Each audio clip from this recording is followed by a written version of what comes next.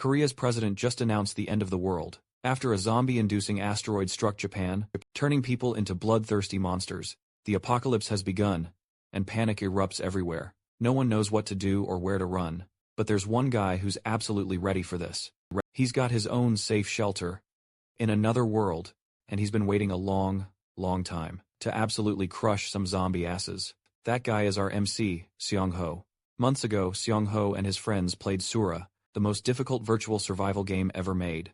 The game was brutally difficult and demanding, so much so that most players stopped playing it completely. Seong-ho's party eventually ditched him, with the ultimate betrayal, never logging back in. He was left alone, continuing to play and stream the game, facing all kinds of terrifying monsters, and becoming the best player of his life. One day, our boy took off his VR headgear, and deleted all of his public streams. Seong-ho then focused on his life as a chef, and found a cute girl who became his favorite customer. He jokingly decided to chant status window in real life, and stuns himself when he actually sees a real, blue screen hovering before his eyes. The screen outlines his stats, and they're the same from the game he played. With one major difference, he has a new ability called Private Portal. Testing this ability, Seong-ho materializes a human-sized warp gate. His mind struggles to comprehend the dangers of this new discovery, because if the game is real, then what? The meteor that started the apocalypse was also coming. Searching the web, Seong-ho frantically stumbles across one such article, about the asteroid's imminent fall. He refuses to accept that the events of the game are now occurring. In real life, our boy stares at the portal before his eyes. First, he received confirmation of the asteroid, and now this portal gate, confirming that something is terribly wrong. Hesitating, he wonders if he should really enter this thing at all. No powers, no luck, no girls, no plans, no money. He ponders stepping foot inside. In the end, our bro reflects on a few things, and grabs the nearest ladle he can find. He then sticks the ladle deep inside the portal, to get a good feel for what's at the bottom of the other side. After scooping some dirt, he realizes that the other side isn't taking place inside some labyrinth stage of a game. That's a good thing. But he's also starting to wonder if this portal will teleport him to a different location on Earth. Having packed his bags for the trip, he encourages himself to finally go inside. In the next scene, our bro steps past the portal and discovers the breathtaking beauty of the other side. The scenery, utterly devoid of anything urban, is the first thing this guy notices. It's just how incredibly cold the weather is, compared to the usual. With no signal on his phone, this dude analyzes that he's stuck in some kind of remote area that won't be reached by anyone easily. Long story short, bro's totally screwed if he's stuck here. Taking out a Sharpie, he marks one of the trees with a no. 0. This is actually a smart move on his part, to ensure he doesn't get too lost during his exploration process. He starts walking and walking, but the trek quickly takes a toll on him. The forest appears endless, with nothing else in sight. Right when this guy was begging for things to get interesting, a creature glared at him nearby. Instantly, this thing pounced like a predator, and scared the living crap out of our boy. Luckily, it's just a gorgeous valley deer, and not some kind of flesh-eating monster. An interesting detail is that the system automatically identified this unique creature for him, confirming that this place is, in fact, separate from the realm of Earth. The creature stares at him before dashing away, without a word. Not that I expected this thing to start talking, or anything, but you get what I mean. But even our protagonist thinks that it's weird for this thing to just peace out like that. Luckily, this deer wasn't aggressive. However, things are about to get absolutely *fudging*, ugly for him, if he runs into bloodthirsty monkeys or boars. Here's another interesting detail. The valley deer never even existed in the Sura game. Right after arriving here, he had a striking hunch that this realm is deeply related to survival, life, and its core concepts.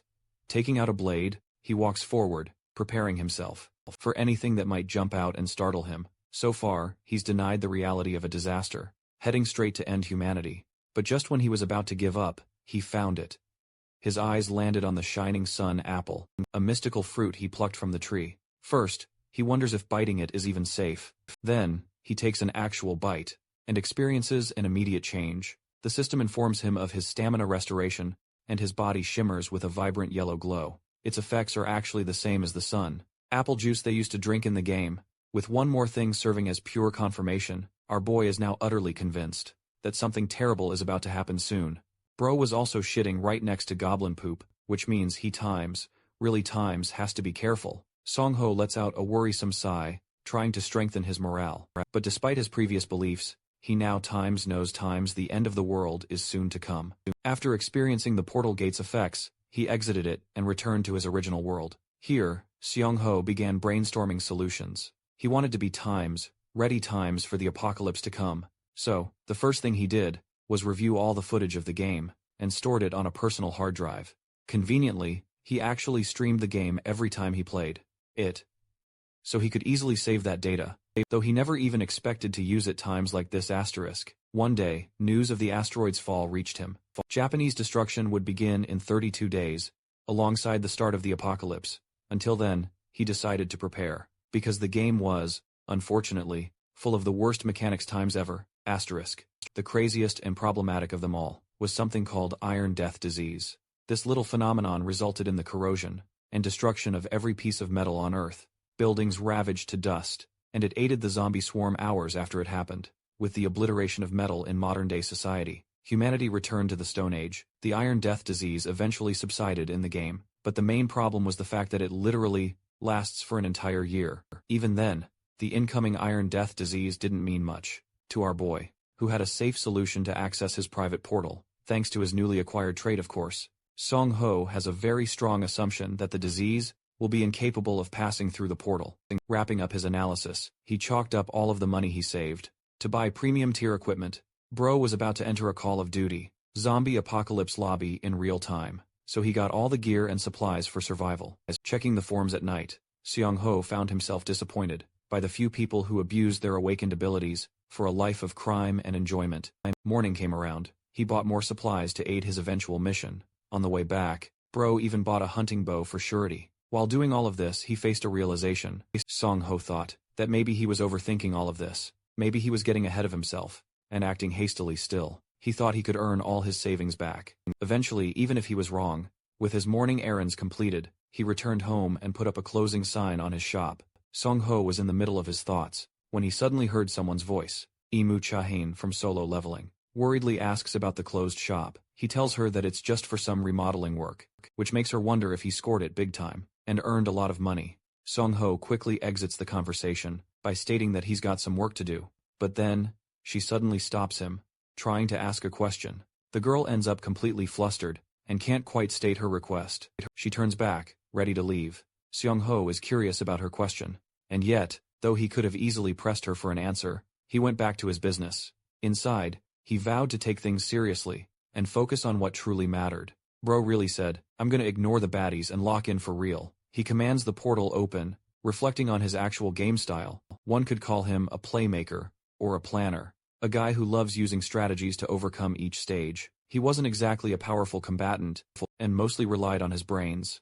The reason is actually simple. In Sora, there's a complicated way of earning stats. You don't just acquire them after level ups. You only acquire them after hunting and exploring. Right now, our boy is in the other realm, trying to hone his skills with the bow. Clearly, with no prior practice or teaching, Bro uses YouTube tutorials to teach himself. Seong-ho postures himself correctly and takes aim to shoot from his side. The game reflects his experience, until he eventually lets go of the shot. The arrow flings its way to the board, hitting the target. Bro is actually stunned by his own talent, to the point he thinks he's the chosen one. However, with how sore his hand is, Seong-ho realizes that his real drawback is his strength. That's why he wants to focus on working out and boosting his physical endurance. With basic preparations wrapped up, he would now move to the next step. Immediately, he needed to take care of two things. The first was to outline a way to hunt down monsters properly. The second was to build a home base, where he could store supplies without worry. However, at the moment, he had no weapons and absolutely no supplies, because they were in the process of delivery. Until then, he hunted golden apples, and his insane luck had him stumble right into them. He'd carefully marked a few key spots, training himself for the apocalypse he knew was coming. His meticulous early prep is precisely why he survived in Asura for such an extended period. Scanning the area, Seong-ho stumbles upon some goblin waste. He'd specifically been looking for it, with a simple goal in mind. Here's the thing about goblins. They absolutely love operating in groups. The fact that only a single pile of evidence was on the ground, and I mean that literally tells him there's a lone one nearby. Poop Inspector Pro Max examines the waste closely, and deduces this goblin must be an outcast. Seong-ho knows this guy is his golden ticket. He's gotta hunt him down, no matter what. As night falls, his search for the lone goblin continues. He hears wolves nearby, a sure sign he's closer to the valley. And then, he spots the very goblin he'd been tracking. Seong-ho quickly hides behind a tree, but he can clearly see that this thing looks identical to the creatures from the game. Now, goblins are supposed to be the lowest grade of monsters. Their only weapons are spears and poisonous darts. They're best known for mutilating their opponents and torturing them, which is precisely the reason our boy chose a long-range weapon, a bow, for his first choice. From the looks of things, this goblin is old and in utterly terrible condition. It doesn't have any weapons, so Seong-ho instantly whips out his bow. He knows that if he can maintain his calm, he'll kill this thing with a single shot. The arrow shoots right through the goblin's arm, piercing its arm. Seong-ho aimed for its head, but he's happy with the result. Capitalizing on this advantage, he tries to take his second shot, but the goblin throws a stone so hard that his weapon is knocked right out of his hands. Seong-ho quickly realizes he's dealing with a mature and experienced goblin. Both of them prepare their blades for close quarters. Combat: the ultimate showdown between Sung-jin, Woo and Beru begins. Wait. Wrong story. Seong-ho readies his knife and attempts to slash the goblin's side, but the seasoned goblin skillfully dodges and brutally smacks our boy's kneecap, sending him crashing hard to the ground. Seong-ho quickly tackles the goblin, forcing it onto its back, where he gains the clear advantage. Seong-ho grips the blade and plunges it deep into the creature's chest, causing it to shriek in agony. Eventually, the light in its eyes fades. His first kill is successful, and Seong-ho acquires 2 points for the feat. He can't even believe he managed to do what he did. Scanning his immediate environment, he finds some guaca powder and vegetable oil nearby. In the game, combining these results in an effective ointment. But first, he needs to dispose of it quickly. It's far too dangerous to let this goblin rot out here, because the group could find it and hunt Seong-ho down. Because of that discovery, just leaving it to rot isn't a good idea either, because it will transform into something called a bone creeper. Seong-ho then finds a pair of red trout nearby. Seong-ho's heart trembles as he realizes he's totally screwed. The moment he averts his gaze, he discovers the creepiest owl monster, staring down at him. But before this segment, we flash back to Seong-ho's runs in the game, back when he was a player during his streams. He compiled a ton of valuable insight for the game. Some of his chat members even donated money just for him, to dive right into the juicy details.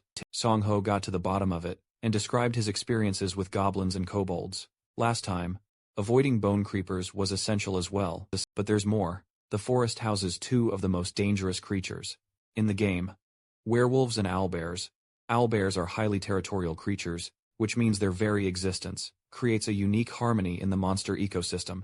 Remembering his streaming era, Seong-ho found a strange warmth in his heart. There was this one guy, Bull Sangman, who was always rooting for him. The others were chill, if a bit weird, like Barking Dog Dude, who just couldn't stop typing woof woof in chat for some reason. Strangely enough, Seong-ho wonders why he's encountering such happy memories. Is it because he's staring down the very incarnation of horror before him, a creature poised to end his life? Seong-ho flat out refuses to accept reality. It's as if those memories are screaming at him to concentrate. He uses every precious moment to devise a plan. He already knows that the owlbears are absolutely vicious creatures, tearing apart anything in their path. The fact that the creature is just standing still, doing nothing, implies it isn't as hungry. But the more pressing issue, getting on his nerves right now, is this: they've invaded the red trout's territory. With all these critical factors considered, Seong-ho realizes that there's possibly only one way to escape this nightmarish situation. Turning his feet, he reminds himself he's still the Kimbap Joa. In his head, even if his body is just the lowly physique of Kang, Seong-ho, gritting his teeth, he challenges the monster, daring it to face him. A final, desperate declaration of his will to survive. The creature eyes him down, initiating its terrifying first attack. The owlbear is especially great at hunting at night, but its main weakness is direct sunlight. Having memorized its patterns from the game, Seong-ho knows he only has one chance to execute this plan to save his life. Matching the timing of the beast's attack, Seong-ho excellently evades the slash, and at the same time, he thinks of a way to create a blinding light effect to terrify the monster. Bursting with speed, he races up the creature's huge arm, before finally whipping out a flashlight and blinding its eyes point blank. This effect is so traumatizing that even a predator, like the owlbear, is completely blinded. The next scene cuts to our boy, rotting in his bed, as his alarm rings. He knows he has to get back up, even though his body is sore as hell after last night. Seong-ho passed out right after returning home. His last memory? Running for his life. After blinding that monstrous beast. And as luck would have it, he ran straight into an owlbear, right after barely surviving a goblin. Bro definitely doesn't want to deal with that again. He tries to get up, hoping to grab a bite, but instead, he kisses the floor with a painful thud. His legs, absolutely annihilated, give out on him. After all that unplanned cardio, luckily, he still has those golden apples from the other realm. Seong-ho grabs one and takes a huge bite. Instantly, its effects rejuvenate his stamina. Finally, he feels more alive than ever before. He wonders if he should properly satiate his stomach now, but after tidying himself up, Bro ends up running into Yu-kyung again. She's also here to eat, in a different restaurant, and coincidentally ran right into him. Seong-ho wasn't looking for company, but she sat down because she likes having a meal with Yu-kyung. Hurriedly, she asks him if he's tried opening his status window. Her enthusiastic attitude makes Seong-ho realize this must be the topic she wanted to discuss last time, but stopped herself. Yu-kyung shows him the news and assures him that it's all real. Some awakened players are actually using their powers to steal money from others. Seong-ho is a little startled by her confidence to ask something like that so directly. He answers her by lying, claiming that nothing showed up for him. The thing is, Seong-ho feels he's doing everyone a favor by keeping his status a secret. First of all, his trait is strategic, not combat-focused. It's something he can utilize to the best of his advantage, instead of sharing it with others. Right now, not even his personal safety is guaranteed. If he ends up revealing his hand to the lady, in the red dress, which is her in this case, then things could really end up badly for him. It's a smart play, however. The dude is intrigued by how Yu-kyung is taking so much interest in asking about awakening. Then comes a surprise from her. She hesitates, and even admits to telling a lie. Seong-ho assumes good intentions from her, and even assuring her she doesn't have to say a word. He gently encourages her, reminding her there's still time. He then heads home shortly after their chat. At last, his crucial delivery packages arrive. All the gear he ordered is here. No longer does he need to fret about supplies. He moves most of his belongings up to the rooftop, keeping only the vital essentials on the second floor. As he meticulously prepares, he meticulously selects a whole array of items, all absolutely necessary for today's mission. Things like gas masks, protective suits, and crucial equipment, all for his high-stakes upcoming mission. Our boy's main objective: find a suitable location to establish as his personal hideout. It's absolutely crucial for him to build a home base, hence the trusty axe by his side. Stepping through the portal, Seong-ho immediately finds his first lead for a hideout. He's accidentally stumbled upon a goblin cave while searching for the ancient goblin. Remembering its exact location, he heads straight to that spot and confirms it. It's a surprisingly convenient spot to hide, perfectly suited for his intricate plans. However, before anything else, he needs to identify the types of monsters that inhabit this area. Seong-ho scans his surroundings and spots tiny kobold footprints scurrying about. This is actually fantastic news, a discovery to celebrate, because these little guys are absolutely no trouble. Our young ho had already arrived with a foolproof plan to deal with any low-level monsters to begin with, so he has nothing at all to worry about. Now, here's the thing about kobolds. They're nocturnal creatures, meaning they're currently fast asleep. So, our boy's clever plan is to suffocate them inside. First things first, he gathers a hefty pile of firewood, expertly cutting branches. Next, he carefully piles the collected wood at the entrance. The next step, drench it all in gasoline. Seong-ho believed he was about to clear this mission without a hitch. All he had to do now was light the flames. But then, to his shock, he hears a commotion. They've jolted awake from their slumber and immediately lock eyes with their unexpected next meal. Seong-ho offers them a gentle greeting before whipping out his axe and lunging into action. With a single, fluid swing, he slashes both monsters across their necks, instantly ending their lives. The reason they fell so effortlessly was due to the intense drowsiness from earlier. Thanks to these rapid-fire kills, the system rewards him with a level up, along with 4 valuable points. Seong-ho tosses the lighter into the firewood, and soon, the noxious fumes begin to seep inside. In the Asura game, low-level monsters shared one glaring weakness, a vulnerability to novel stimuli, and this was exactly one of them. Our boy patiently waited outside, equipped with a gas mask. While he could have tried to burn them directly, this strategic method proved far more effective. As the toxic fumes did their work, the slumbering kobolds frantically jolted awake and bolted outside to save themselves. Seong-ho intentionally chose this strategy to weaken their bodies and sow confusion during their frantic escape. The moment they stumbled outside, his objective was to seize the advantage. While they were disoriented and swiftly eliminate them all. Though he expected at least 5 to emerge, Xiongho is stunned that only 4 appeared. This is a stark difference from their usual group of 7. Aiming precisely at one of the kobolds, Xiongho slaughters it instantly. He declares that only 3 now remain. The remaining 3 kobolds charged towards him, attempting what little they could as an attack. But our boy was more than ready with his axe. He was swinging devastating blows with the weapon, and as another kobold lunges, the all-powerful fart spray of death blinds it point blank before it can even react. Xiongho quickly severs its head, with just one final kobold remaining. Our boy stares down at their leader, who is fidgeting in sheer terror. He has become the hunter, declaring their ultimate demise, and promising to make good use of their hideout. The bloodbath finally concludes, with Xiongho sprawled on the ground, fatigued. His lack of stamina is definitely the biggest drawback right now, even though the monsters were easy to defeat. And get this, his system stats are exactly like they were in the game. Even the debuff section for his exhaustion state, with no status points gained from leveling up, is also exactly the same. But still, leveling up will eventually unlock shop items for him, which is a win in itself. For now, the most convenient thing is having a private space all to himself. Our boy desperately wanted a clean environment, but inside, he was instantly disappointed by the mess. The kobolds had left.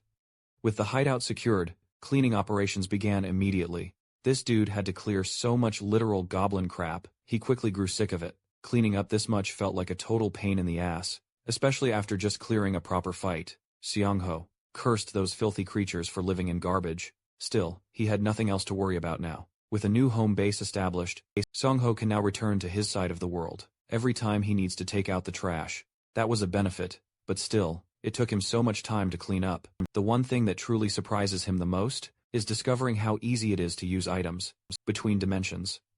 So, he grabs a pipe from one side and activates it on the other, even astonishing himself with how well it works. Hours of relentless effort aside, the place is now glittering with cleanliness. Next, he needs to clear some bloodstains and work on pouring concrete, so storing things becomes much easier. He thinks about the complications of mortar and using sandwich panels. But the one good thing about this crummy cave is that it's full of luminous and ignition stones. These are newbie stones in the game, but the place is absolutely full of them, so that's pretty good. Xiongho now has a real reason to mine this place properly. After construction, the following day, our bro is at the edge of his life. He's working so hard every single day that his body is aching all over. He checks his arm. He's surprised by how few cuts he actually endured. His collected items from the other realm now rest on the tabletop beside him. Xiongho wonders if he should craft an ointment, using this moment as an opportunity. The method itself is quite simple. In goes the guaca powder and a vegetable, an equal ratio. Then just a bit of stirring, and there we have it. A low-level ointment, perfect for basic healing. Thanks to our boy's background in cooking, the former chef has an easier time making these. Just applying the ointment to his arm feels like a step in the right direction. However, Xiongho is troubled by the realization that he might have to make it again and again and again. He contemplates the idea of raising his stats by focusing on the fundamentals, but then again, he's risking his very life, so much that he could even die before the damn apocalypse even arrives. Even though that would be hilariously awful, Xiongho doesn't want to take that risk. He thinks of using a more convenient weapon, like a gun. Suddenly, a thought clicks into his head. There's definitely something he could use. Separate from the game's main storyline, we have its background lore. But the big question is, will that background lore even apply to the incoming apocalypse? Utilizing that information, Xiongho calls back to his thoughts, hoping for the backstory events to occur, because they'll benefit him in unimaginable ways. With a new plan in mind, this guy heads up to the rooftop for the construction materials, he ordered. Opening the portal gate, our boy starts tossing these bags to the other side, one by one. After that, he went ahead to pick up some other items. Then, he headed down to the first floor. Here, he was about to move a pile of packages, when suddenly, that same girl popped up again. Xiongho is starting to wonder if she's getting way times too comfortable with him. At this point, bro says it straight to her face, causing her total embarrassment. He assures her that he's just busy with remodeling work, and she actually believes he's telling the truth. What truly surprises her, though, is that he hasn't been in for his regular haircut. Xiongho remembers it's every 3 months, yes, and he also understands that an expedition-ready haircut is absolutely necessary. So, he drops everything and heads straight to her shop. Here, our boy's looking like a Korean moist critical. He then orders her to shave it all off. The buzz cut Sigma arc begins. Surprised, she decides to carry out his strange request. But what truly intrigues her is how Seongho's shoulders have gotten noticeably broader. I mean, let's be honest. No girl is gonna say that for real. He tells her he's been working out, while Mick Young talks about the mysterious status window being related to the game, Survival Life. Awakeners, apparently, are people who have played the game, at least once. All this time, Seongho plays dumb, agreeing with everything, but he also, curiously asks about her source of information. Suddenly, a tatted dude bursts into the shop, revealing he's here for some hot new intel. Hilariously, this guy happens to have fought Seongho in the past, but only in a singing competition. Our boy is absolutely pissed that this clown happens to be her main source of information. The blonde dude tells her that a certain someone deleted the streams and is hoarding all the info for himself. It's an awkward moment, especially since this guy even announces that he's trying to dox the player's real-life location. Seongho is genuinely curious about this mystery person. In Hyuk then name-drops Kim Bop Joa, which, surprise, was Seongho's username. This complicates things immediately, because now, our boy knows that people are genuinely out there, hunting him down. In Hyuk then forces the young lady to be bold, and to join their team. Seongho thinks the whole situation is utterly stupid. The only reason he deleted the video is simply because he was disappointed. He never had any time to think about personal benefits.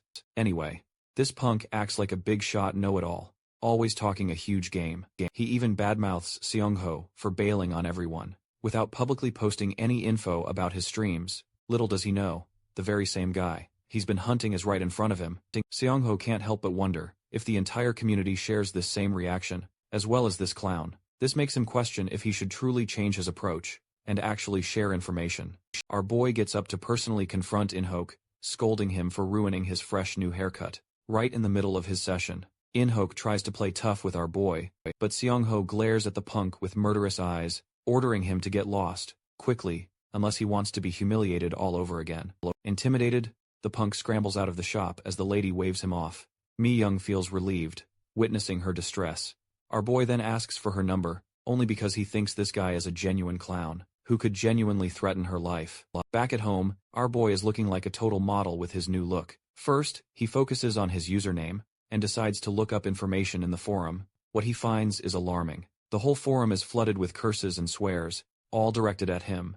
He's receiving endless hate, until he finally finds the username of Inhoke.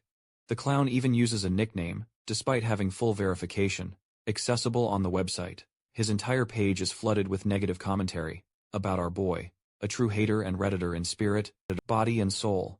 Seongho switches off his computer, knowing it's the only appropriate reaction. He isn't mentally affected, just disappointed. But then, his brain feels a strange sense of calm, as he commands the portal. He spends the next 2 days refining his hideout, working on mining and construction. The pickaxe helps him, and then he spreads the mortar with water, smoothing it evenly each day. With work finished, he comes out, waiting for the mortar to dry. During this moment, he stares at the lonely moon. Suddenly, Seongho realized he had to respond to this blatant injustice, and the sheer cruelty.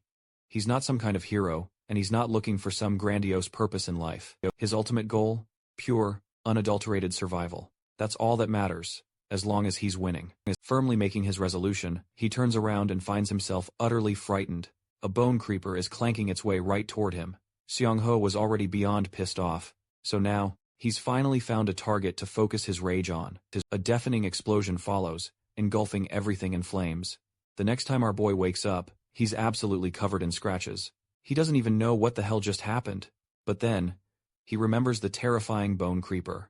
The one thing truly boggling his mind is how he was able to survive. A point-blank explosion. But that's got an answer too. Right after he spotted the bone creeper, Seongho already knew that fucker was about to explode to bits. So, he ran for it. But the detonation still caught up to him, knocking him with enough force to go unconscious, and not die. However, that little move back there certainly cost him though. Seongho is riddled with sharp pricks, stabbed all along his right side. Mustering what little strength he has left, he calls up his status window, begging the system for help. His stats have taken a significant decrease, because of his current critical state. But thanks to the creature's destruction, he gets points for its defeat. A ringing headache is starting to violently take over, completely burdening Seongho's senses. Expending his absolute final ounce of energy, he commands, "Open the portal." In the next scene, The very first thing he does is treat his horrific wounds. This involves removing the bone fragments from the creature, which were excruciatingly painful to remove and hurt him, like hell to pull out.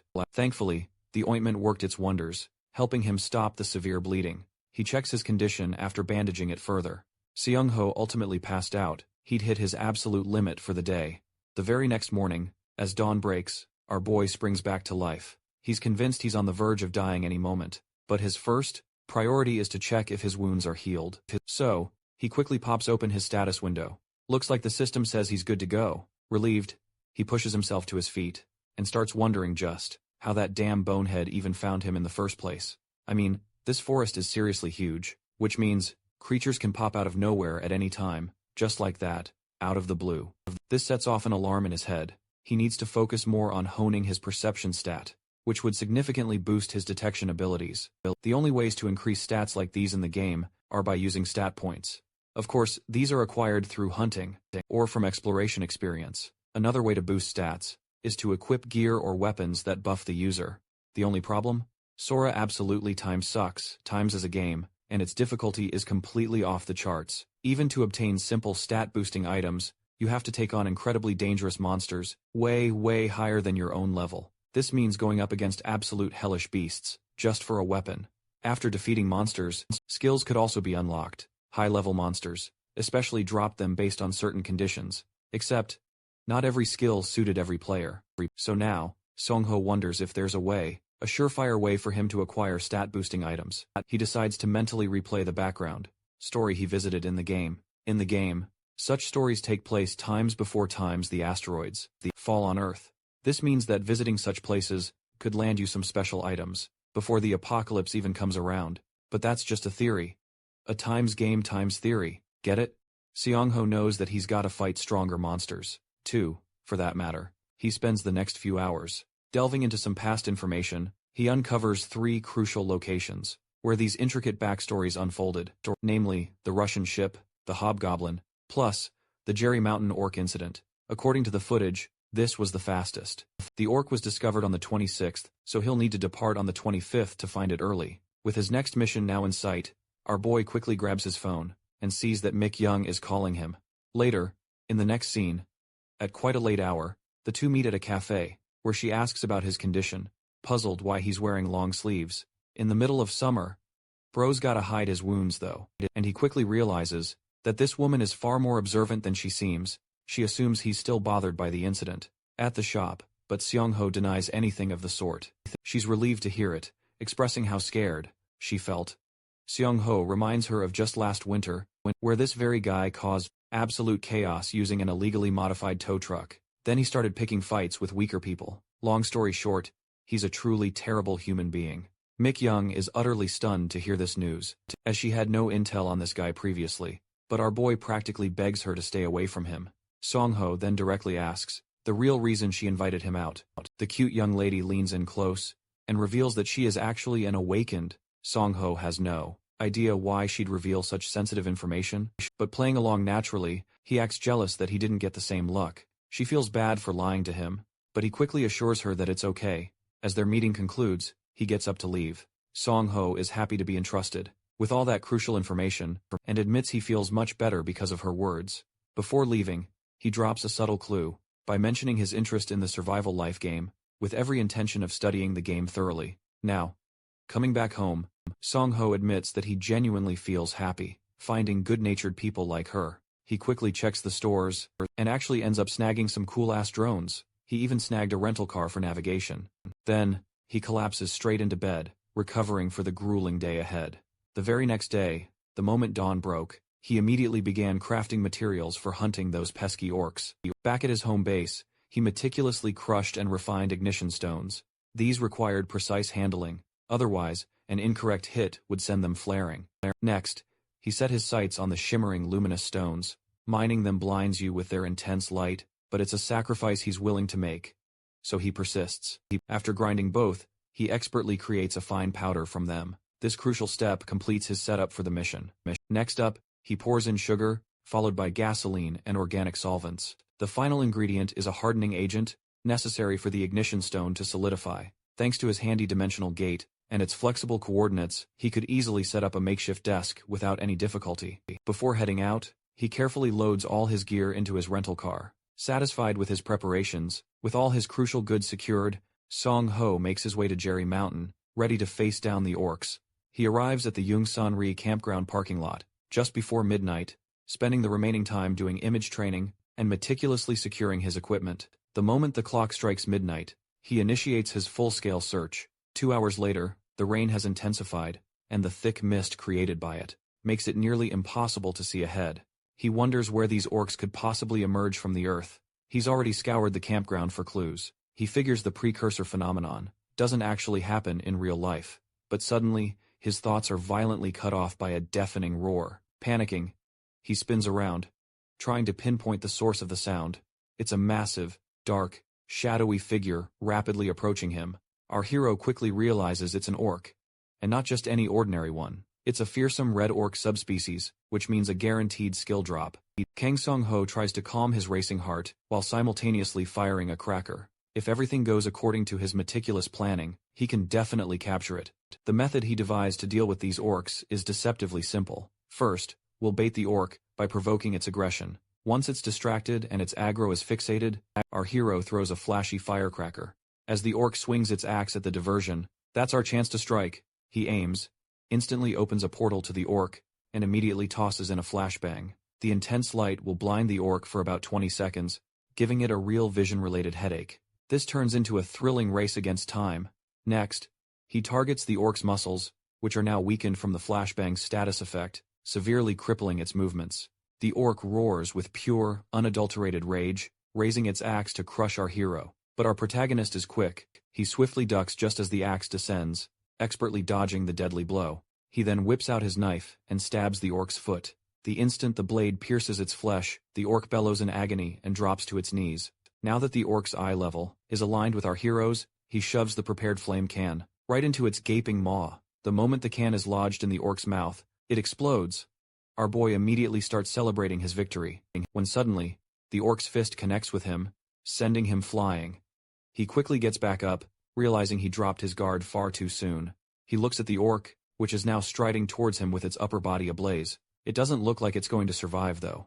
Our boy is sure he's about to meet his end, soon to be minced by the enraged beast.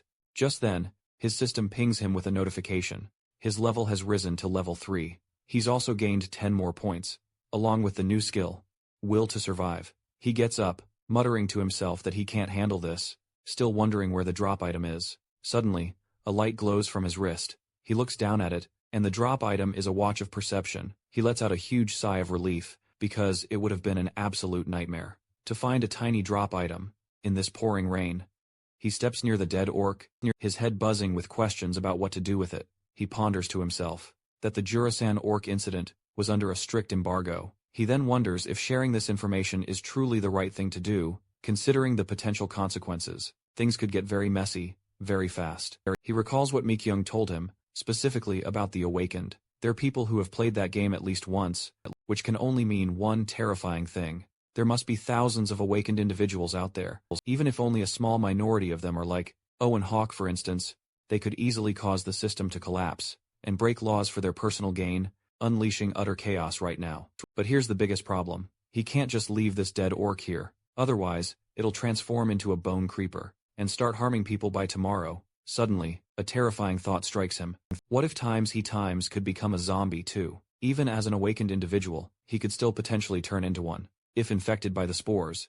Unable to decide on the right course of action, and completely paralyzed by indecision, he opens the portal. He thinks of the few people who must have survived this ordeal.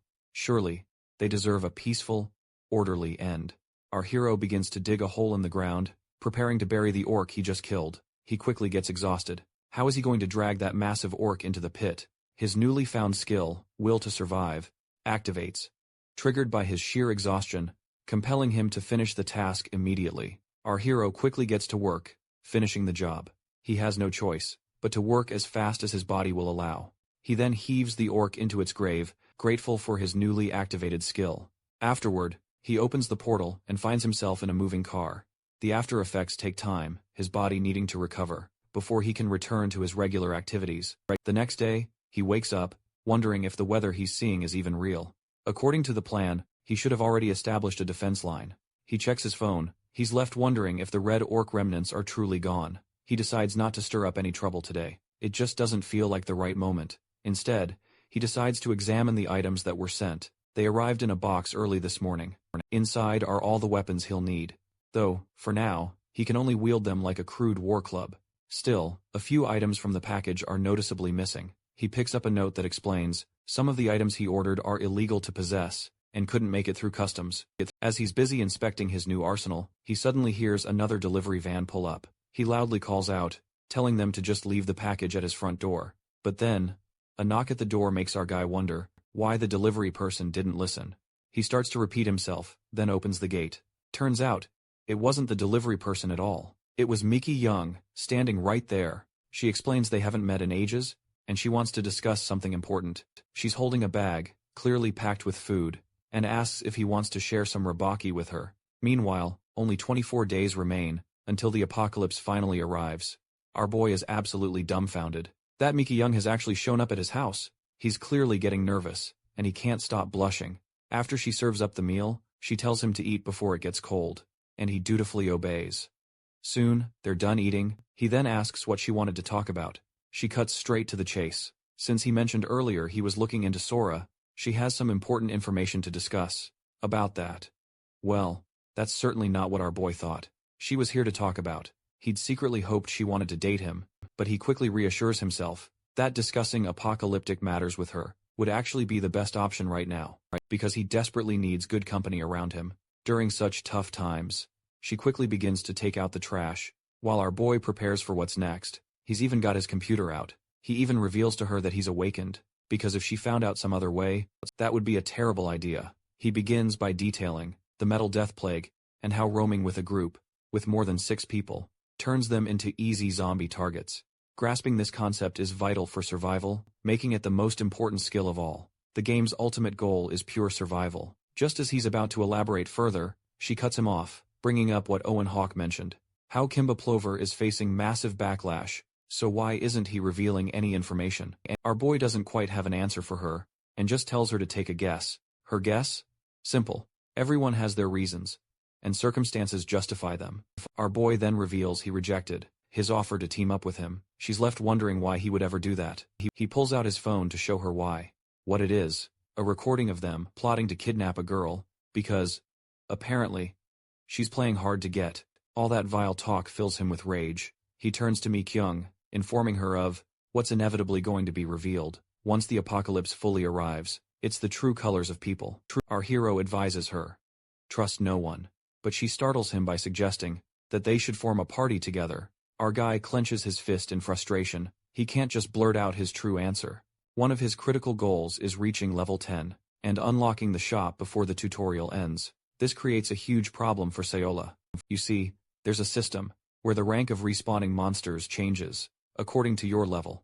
If she came along, she'd be doomed to the worst possible death. He lets out a nervous laugh, wondering what she'd do if he turned into a zombie. She assures him she'll be perfectly fine, and uses her trait to instantly teleport to his dining table. She proudly flexes her trait, Blink. She only has to dodge if he ever tries to bite her. He's genuinely surprised by her skill, but warns her not to just show it off to anyone. But she brightly says she trusts him completely. She suggests they'd make an absolutely great team, unless they succumb to zombification. A little later, he stands among the trees, musing on how simple it was to construct the fences. The first step? Hammering sturdy support posts deep into the ground, securing them firmly. Next, he meticulously wrapped barbed wire around them, fixing it tight. After that, he strategically placed infrared sensors in a few spots. Job done. He takes in the fruits of his labor, beaming with self-praise, and confident that he deserves at least 1 dexterity point for this achievement. Young-ho then starts his walk back. Having completed the mortar work and fortified the defense wall, he plans to begin relocating the packages. Eventually, he finishes moving all the boxes. As he's figuring out his next steps, suddenly, a chill runs through him, prompting a sneeze. He realizes just how cold the other world truly is, and that he'll soon need proper shelter here, meaning he must come up with some solutions fast. Our protagonist eyes the cave entrance, and resolves to build a sturdy gate for it, as a simple curtain just won't be enough. It seems with every step, his list of tasks grows exponentially. He later visits a woodworking shop for materials, and to purchase an array of goods. On his return journey, he scopes out the spots he plans to borrow from during the 5 hours, before the metal death plague takes full effect. While he's compiling this list, he's abruptly stopped by Hyung-jun, someone he hasn't seen in ages.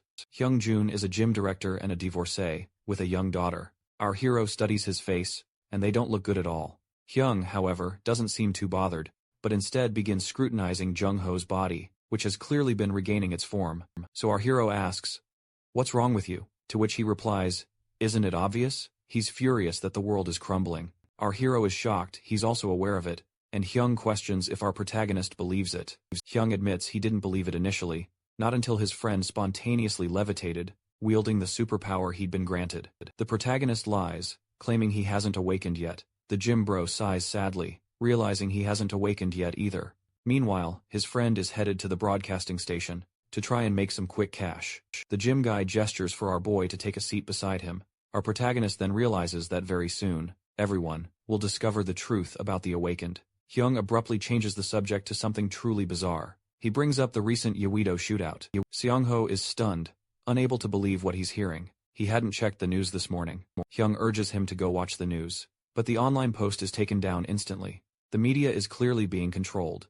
Hyung then explains the follow-up story. They're now attempting to cover up the truth. They're claiming a rogue deserter was behind the shooting, and now, the shootout area has been sealed off to the public. Only the army and police are permitted entry. Suddenly, our boy gets to his feet. He quickly makes an excuse to leave, then bolts away. Back at home, a shootout occurred immediately after the orc incident. All of this makes him suspect that the government is somehow involved. Their reaction far too telling. He opens a file on his computer and clicks on a video. Our protagonist is surprised to discover that so many people knew the exact timing of the precursor phenomenon. He even eliminated the orc, yet the shootout happened simultaneously. As he overthinks, he wonders if someone leaked this information to the government early on to prompt action. Starting with the very first precursor phenomenon, perhaps they didn't reveal themselves openly because they lack an offensive trait.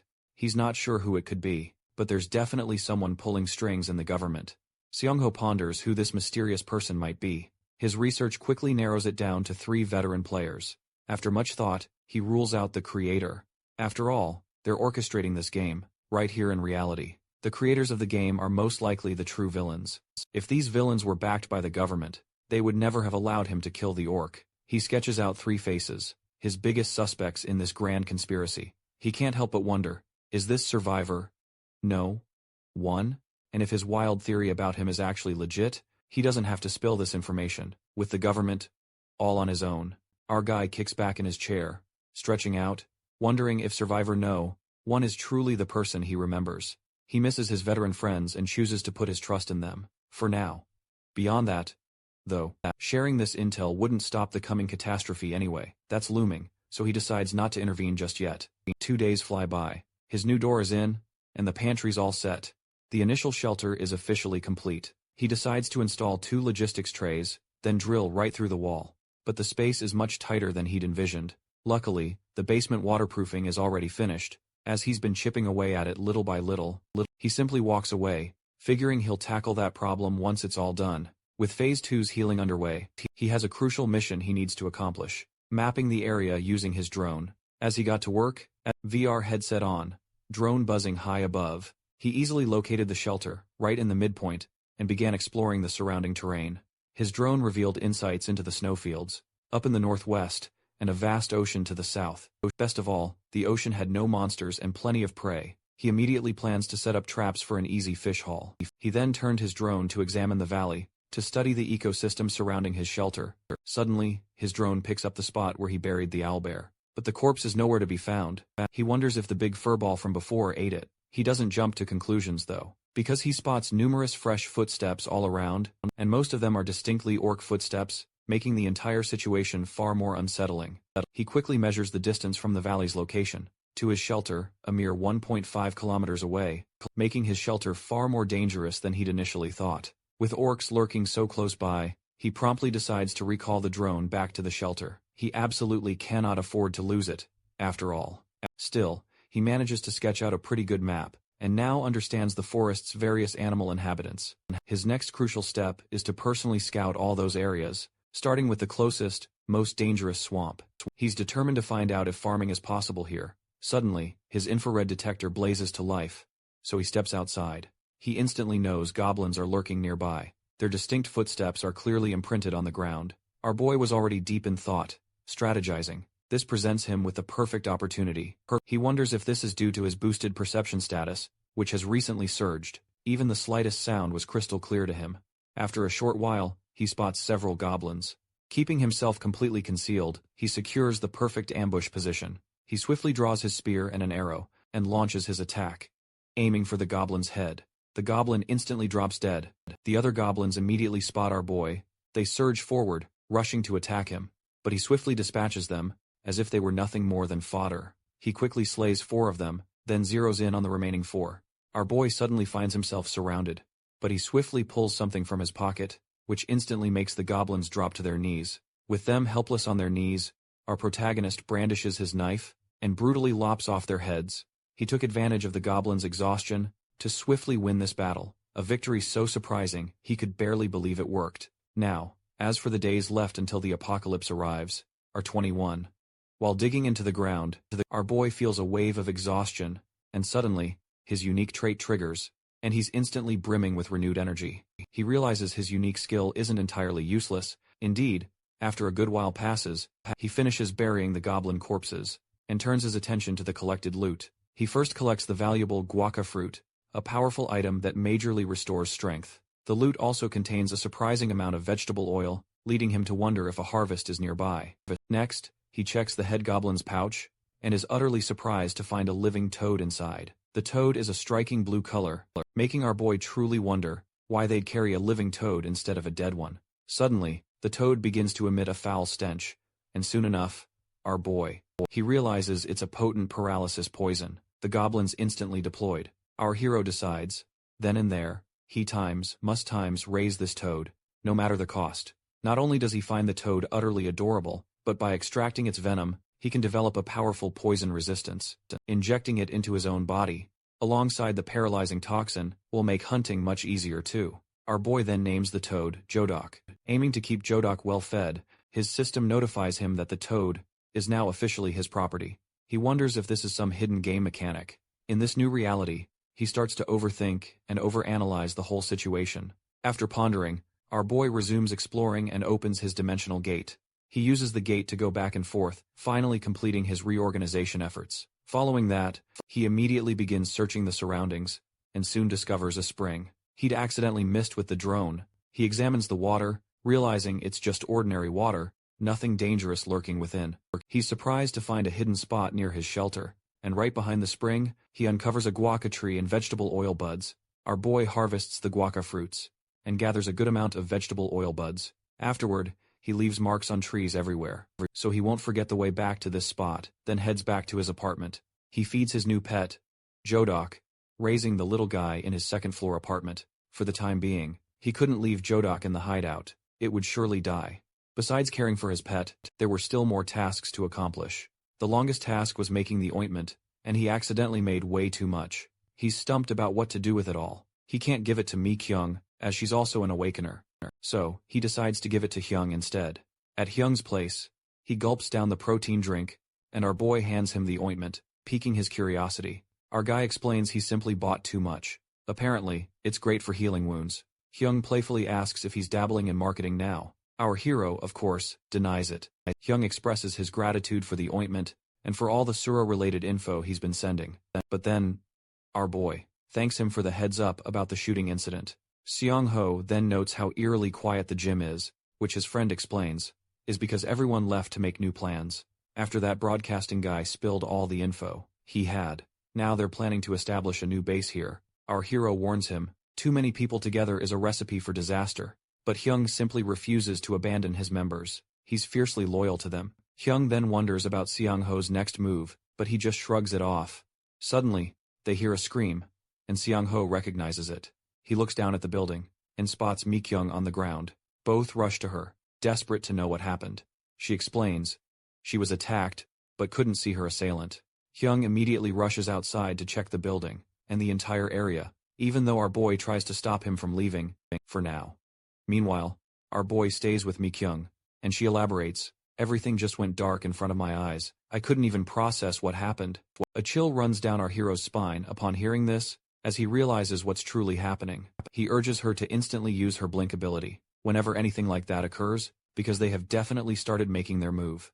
He also assures her that he'll send her a self-defense kit soon, and emphasizes she needs to be extra careful from now on. Only 20 days remain until the apocalypse draws near. There's a famous old meme: if 5 people gather, one is bound to be useless. Trolls exist everywhere in the world, especially in Sura. In Sura, there are patches that cause interference. The developers respond to reports, but they just can't catch the trolls. In Sura, trolls join teams, acting like normal players, but afterward, they lure the party into an area swarming with monsters, causing the entire team to wipe out. They even approach beginners with feigned kindness, only to kill them later and steal their belongings. Trolls have done all sorts of things to make parties fight each other. They made the game, which was already struggling, collapse in just 1 year. User numbers plummeted to just 4, because Songho's team took care of the remaining trolls. Our boy wonders why he's explaining all this, then summarizes everything he's found so far. The Awakener communities have combined after the Yuito shootout. They're not only sharing information, but also plotting elaborate schemes. He pauses mid-sentence, as he finds people are selling his videos. As our protagonist surfs more on the site, he learns that his teammate, Doaji-sem, was a troller. He gets stunned to see the thumbnail of Doaji-sem's video, which states he was carried by Kimbap Joe. Now Songho wonders if that troller is trying to lure people with some doctored video. Surprisingly, he claps for Doha Jusem, as Doha Jusem is praised for his clever thinking. He stretches as he decides to train more, in order to tackle those kinds of people. For the next 13 days, whenever he got time, our hero constantly learned weapon usage and techniques that could be used in real combat, from an online survival MeTube channel. On the other hand, during that time period, he saw attacking monsters, including their hideouts. Plus, there are a number of strategies and weapons that didn't consider the wire disease.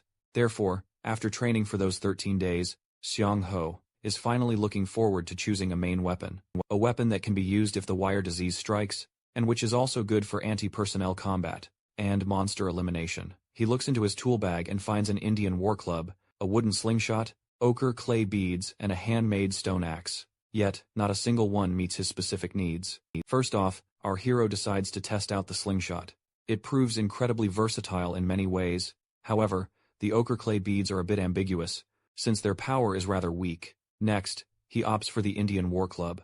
He recalls that, once the wire disease was simply a given, there was nothing left to worry about. The easiest way to take out a zombie is to destroy the spores nestled inside its skull. Using a blunt weapon, he recalls the first weapon he decided to buy, after hitting level 10, was a blunt weapon type item, an ebony wood club.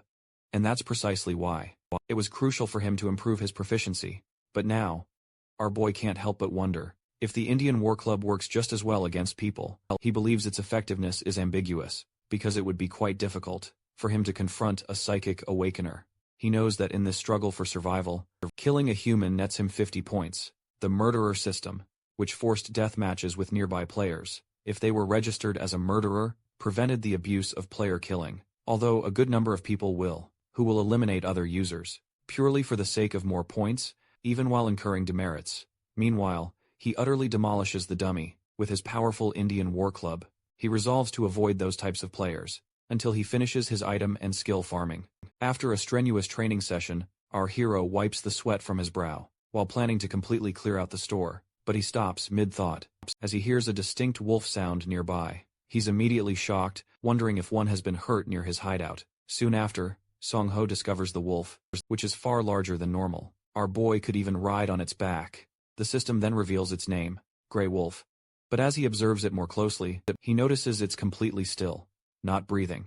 He wonders if it's a lone stray wolf, or one that sought refuge near his hideout after an attack. To gather more intel, our protagonist begins examining its injuries. However, out of nowhere, a small young wolf bumps him from behind.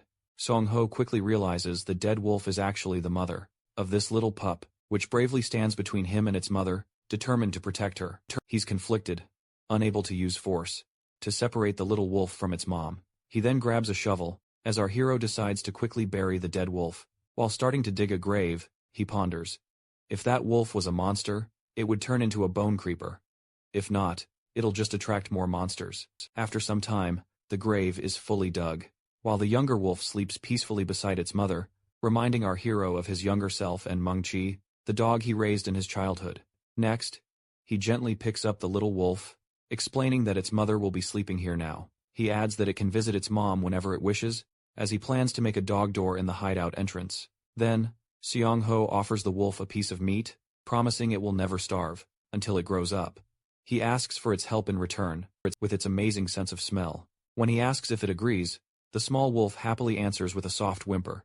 Then, our protagonist gives it a name, Dingo. As he pats its head, a system window pops up, notifying him of his successful communication with the gray wolf. And this gray wolf, Dingo, will now be considered his property. With that, there are 19 days remaining until the apocalypse arrives. Song-ho is hard at work, training Dingo. He instructs it to repeat the actions he just taught. When our hero calls for a paw, Dingo places it right on his owner's hand. Then, the wolf runs as instructed, sits, lies down, and stays quiet, following every command our hero gives.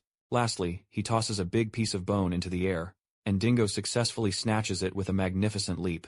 Our protagonist feels immense satisfaction, as he notes how quickly it learns, likely because it's from another world entirely. He reflects on its excellent scent, tracking skills, and in his mind, considers Dingo a bundle of luck and a true blessing. He cares for his adorable companion with a kiss, and starts to say something, but his phone rings. As Song-ho picks up, he sees a message from Hyung, who suggests searching levitation on the web. Later, our hero finds an article about a person being called the first superhuman, someone who claims zombies and monsters will soon appear and bring disaster. That article has reached rank 1 in the comments. People are skeptical, believing the broadcast channel did this only for ratings. He notes there are many who know nothing about eras, but the awakeners are clearly alarmed. In the comment section, he finds it amusing how some get upset when little information is shared, and others get angry when what they know becomes widespread.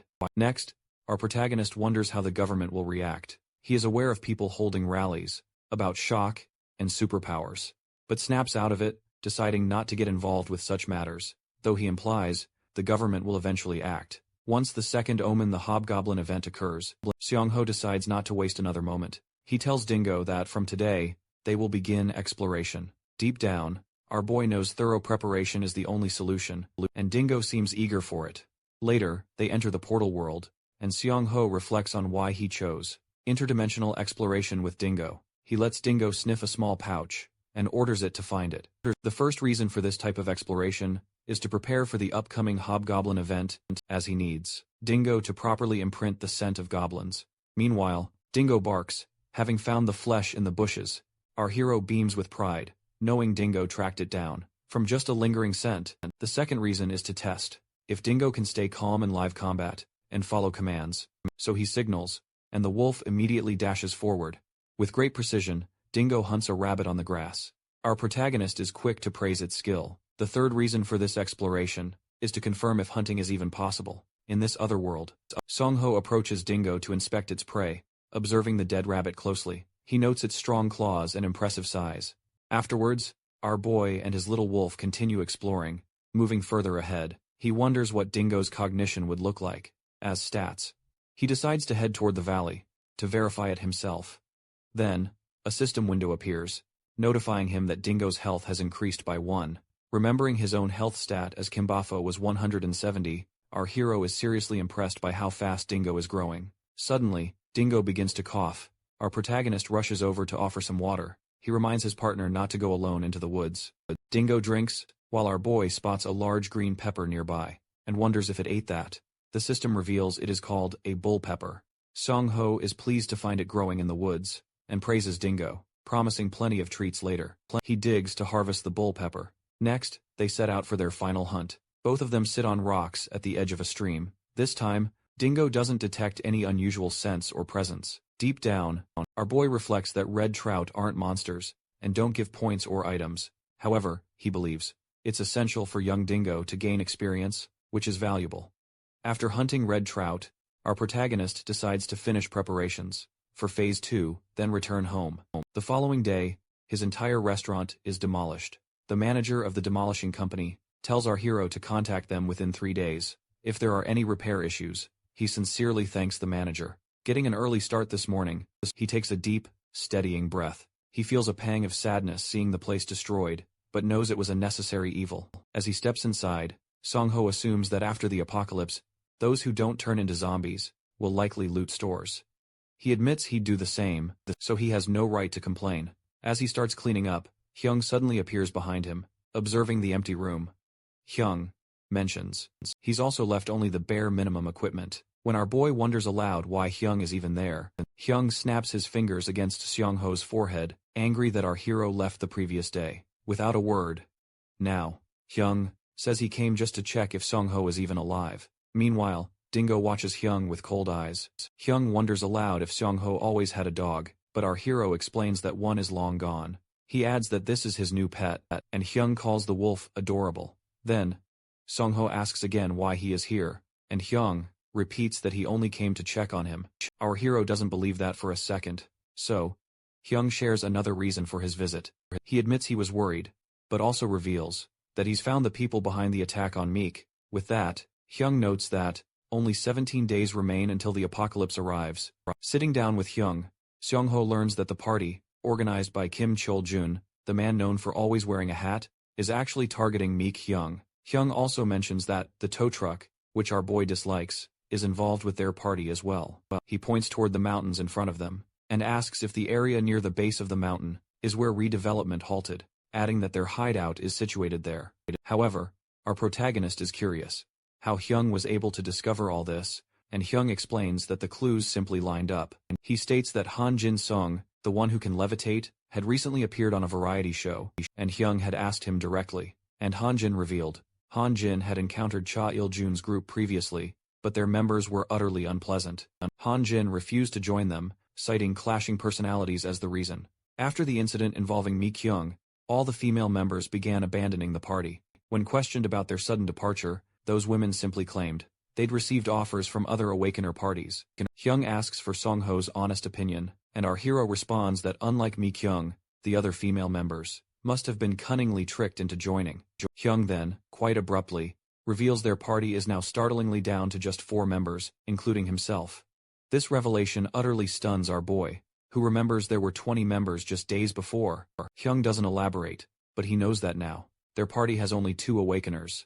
Seong-ho struggles to process this devastating news, recalling they had done countless favors for those very members, who still unceremoniously decided to abandon them. Yet Hyung remains remarkably composed, calmly telling our protagonist that this is simply how things are. Those people were simply looking after themselves. Even more concerningly, Hyung admits he's deeply worried about little Ji-eun, debating whether or not to contact his ex-wife.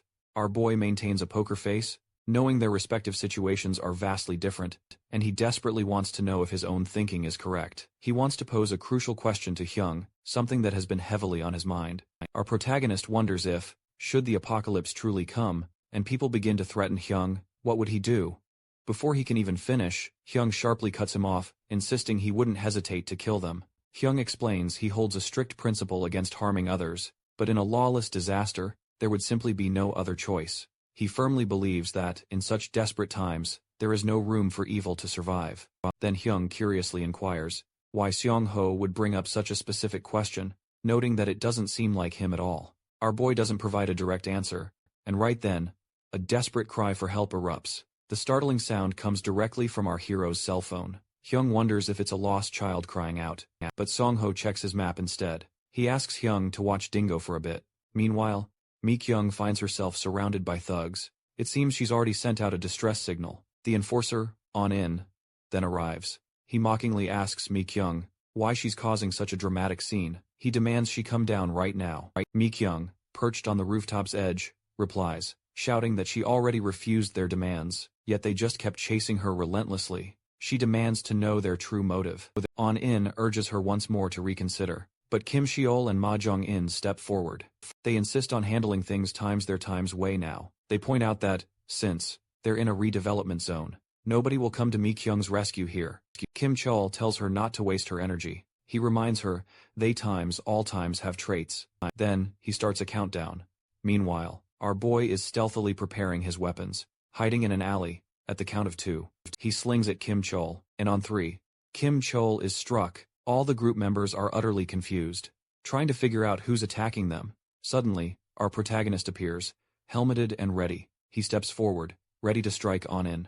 He debates whether or not to reveal his identity. Using his Indian war club, Songho lands a heavy blow on in. He then immediately targets another member. This person emits an ominous black energy, making our hero suspect a vision-blocking trait. But Seongho manages to strike him regardless. Now, our hero is breathing heavily. When he spots Mi Kyung, she urgently warns him to watch out. He turns to see Kim Cheol charging with a bat. It connects, severely damaging his helmet. Songho is utterly shocked by the destructive force unleashed in that attack. Simultaneously, Kim Cheol realizes who he is, but our boy is deep in thought, recognizing that Kim Cheol's offensive trait is extremely powerful, even at its early stages. Kim Cheol vows to cripple our protagonist. His group members rise, ready to back him up, determined to unleash their full strength. Despite being non-awakeners themselves, Onin charges at our hero, crackling with electricity. He mocks our protagonist as he closes in. Seongho is completely unsure what to do. As his opponent flaunts all his skills, he wonders if he should unleash the dimensional gate. Just as Onin prepares to strike, Dingo suddenly appears and bites Onin's arm. Hyung steps out from an alleyway, asking if this ruckus is appropriate in broad daylight. He suggests the group should just leave, if they want to avoid trouble later. He is calling for backup. All the group members decide to retreat for now. Hyung comments that they look weak, but still act so arrogantly. Next, Mi Kyung comes down, and immediately grabs our hero's head, checking if he's alright. She notices his helmet is cracked, and Hyung offers our boy a piggyback ride. Seeing them both so worried, Seongho's thoughts flash to his old comrades from the game. When Mi Kyung suggests a hospital visit, our protagonist turns away, insisting he's fine. He then asks Hyung if they can bring Mi Kyung into their party. Hyung says it's not a problem, as long as Mi Kyung has no objection. She happily agrees. Our hero then leaves, saying he has some things to do, while Hyung and Mi Kyung are left wondering why he's acting so strangely. After returning home, our hero concentrates on controlling his emotions and planning for the second stage of his preparations. His abrupt departure was unavoidable. Seeing Hyung and Mi Kyung together made him feel like he could trust them with the secret of his abilities. But the decision was already made. To make the most of the dimensional gate, our boy must level up quickly and focus on gaining skills and farming. The phrase, "crush them with item power," echoes more strongly. After fighting the mountain gang, he realizes that if he prepares for the apocalypse, as planned, there will be a 3-level gap or more. This will cause monsters that respawn near him to be stronger, and making it harder to team up. Alongside his two companions, he keeps pushing forward until the job is done, installing a sturdy wood-burning stove in his hideout, knowing this crucial addition will guarantee peaceful nights. Dingo, of course, is already loving the new stove, snoozing soundly right beside its cozy warmth. And now, our protagonist only has a few more things to set up. Once his next shipment arrives, and his initial hideout will be practically complete. Driven by determination, he resolves to pull an all-nighter. And with that, only 16 days remain until the apocalypse hits. A news anchor then updates viewers on the asteroid they've been observing. According to the report, the HSA has announced that Yunjambi has now entered the midpoint of the solar system. The HSA is closely monitoring its trajectory, but the meteorite was shockingly split by Jupiter's gravity. In response, the head of the Meteorite Observation Department, Thomas Chandler, assures the public that the two fragments, Yunjambi Alpha and Beta, pose absolutely no chance of approaching Earth. However, Songho distinctly remembers that, on D5, just 5 days before the apocalypse was upon them, Yunjambi Beta was actually the first to fall. It landed near a Russian ship out in the ocean, and the resulting tsunami mercilessly swept the ship ashore at Gamshin Port, which is exactly how zombies first appeared in Korea. The news anchor then continues, reporting on the infamous Uido shooting incident. President Jang Won-taek has not left his residence for a full week, prompting opposition party leaders to issue a joint, scathing statement, declaring their agreement to finally hold a hearing. Now, some people are saying, this is actually connected to the rumors about awakeners, and the impending disaster itself. Listening to all this, our boy grimly admits to himself that it really is the end of the world. He actually thinks it's a good thing that the media is finally showing interest in these pressing matters, and concludes that it will be much more difficult for awakeners to commit their heinous crimes now. Next, he decides to check the community's unfiltered reaction. On his trusty laptop, our hero's eyes dart across the comment section. He finds people have shared some incredibly strong opinions on the matter. Then, by sheer coincidence, he spots a comment from My Dream, and questions if this player's been active all along. My Dream was a player, known for always helping out beginners, and Seongho's group had even teamed up with him before. My Dream's big ambition? To build a bunker, and if our hero didn't already have his portal, he might have been seriously tempted to join. He decides against making any contracts, unless his veteran friends decide to join My Dream. Still, he bookmarks My Dream's comment for future reference. Laptop closed. Our protagonist eagerly looks forward to building his second shelter. The next day, Seongho stands before his hideout, and a stark realization hits him. You can pull 2 all-nighters in a row. He's utterly exhausted, but the sight of his completed exterior gives him a powerful jolt of energy. Now, it's time to figure out how to utilize the electricity generated by his solar panels. Simply put, there are quite a few wiring steps involved to make that electricity compatible with his various electronic devices. Luckily, when our boy plugs in his phone, it works. He throws his arms up in delight, triumphantly announcing that he's officially built the foundation for survival in this world. For the first time in a long while, he feels an incredible rush of dopamine. Just yesterday, he also managed to collect luminous and ignition stones, and after even more digging, he unearthed a mineral even harder and sharper than obsidian, called emerus. Although it's currently useless, he still figures it's better than nothing at all. He plans to install LED lights later, but before hitting the hay, he needs to organize the food supplies in his basement. Suddenly, a loud noise from Dingo snatches his attention. Rushing outside immediately, Seongho finds Dingo facing off against Maine wolves, a monster type he instantly recognizes from Sora. He wonders why these specific creatures, which typically live in high-altitude areas, are all the way times here. As he observes Dingo's rage, our hero suspects these might just be the very wolves that killed Dingo's mother. He tries desperately to calm Dingo, but deep down, he knows he can't possibly defeat all these wolves right now. If he moves to grab a better weapon, he risks exposing his back and getting ambushed, which could prove fatal. Therefore, our protagonist decides to focus on driving the alpha wolf away, knowing the rest will surely follow suit. He observes the wolves' incredibly cautious behavior, and notices they only move when the alpha makes the first move. Next, he considers if they can coordinate an attack. He also notes that these wolves are extremely sensitive to scents. Fortunately, Seongho has pepper spray with him. If he can spray it on the alpha, he'll be able to drive it away from the shelter. Sweat trickles down his face as he considers the risk of being attacked. Before he can even act, he wonders if there's a way to distract it and strike with the spray. Suddenly, an idea sparks in his mind, and he believes it's logically possible. Determined to defend the hideout he built with his own hands, our boy braces himself. He instantly throws a knife at the alpha, but it dodges. The alpha then leaps at our hero, but when it gets close, Seongho opens a portal, and, seizing the chance, sprays the animal. The alpha loses composure, and then our protagonist drives his knife into its eye. With that, the wolf pack retreats. Our hero sits down, having narrowly escaped death. Dingo comes over to care for him, and Seongho pats Dingo's head in appreciation. He promises Dingo that he'll avenge its mother in the future.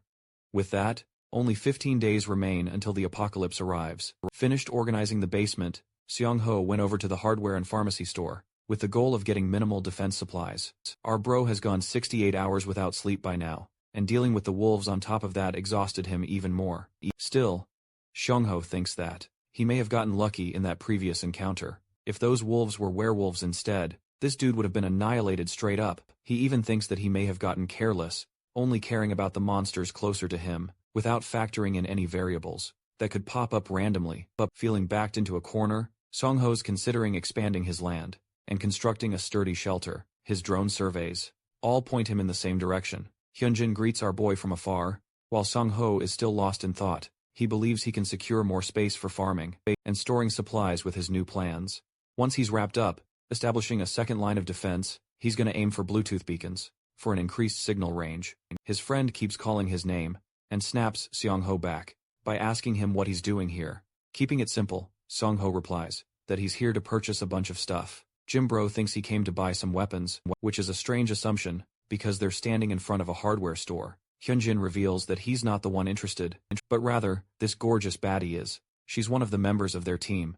After purchasing his stuff, Seongho learns that his buddy over here just ran into this girl and he's trying to stop her from purchasing weapons at the store. But this girl's pretty stubborn about her decision. Seongho thinks it's better to hand her the short summary he chalked up. But even after showing it, This girl still doesn't buy it at all. She's staring our boy down with an icy glare, which freaks him out to the point he calls her out. Suddenly, the girl speaks, remembering that this dude is actually the owner of the Teokbokki restaurant. Our boy confirms that he is. She's really stunned by his appearance and his shift in personality. Song-ho assumes that. She thinks he's being rude and apologizes, but she reaches for her wallet and hands him a card instead. This young lady is Ju Soo-yeon.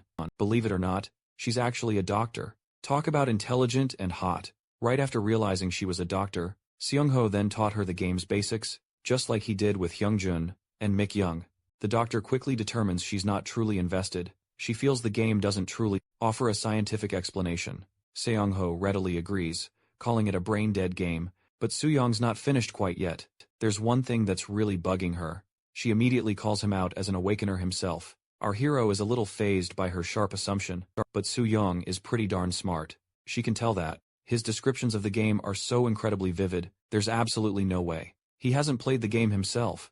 Soo-young doesn't pursue that line of thinking, and thanks our boy for the rundown. Meanwhile, Hyung-jun finds himself jealous he couldn't explain things as thoroughly. The doctor jokingly tells him he doesn't even come close to Seung-ho's deep understanding of the game. Grateful for his help, Soo-young befriends Seung-ho, seeing him as a truly good person. Looks like another pretty baddie joins the harem roster. The very next day, our hero is back in his room, meticulously cleaning his spear blade. This new weapon looks incredibly promising, and he's itching to test it in battle. Seung-ho's initial preparations are now complete, so he calls upon our favorite canine companion, Dingo, and explains their plan to avenge his mother. It's not strictly revenge, but even so, it'll be a massive problem if an intruder uncovers Seung-ho's hideout, so they need to act fast and swiftly eliminate those dangerous people. Cut to the next scene. John Wick and his dog are ready to kill some bitches. Dingo has an essential part to play in this mission. Right now, they're facing off against a pack of wolves, but oddly, only 4 appear before them. What's truly intriguing is the absence of an alpha wolf among them. Upon closer inspection, Seung-ho then realizes what's truly happening. An owlbear is savagely ripping the wolf to shreds. After decimating a few of them already, Seung-ho thinks this guy is incredibly handy for wiping out the rest of the pack. Here's the deal with this man-wolf pack. The moment it loses its alpha, the entire pack crumbles. Their senses become completely scattered, and they're left utterly disoriented, resulting in a total lack of coordination. This is the perfect opening for our hero to systematically take them down, one by one.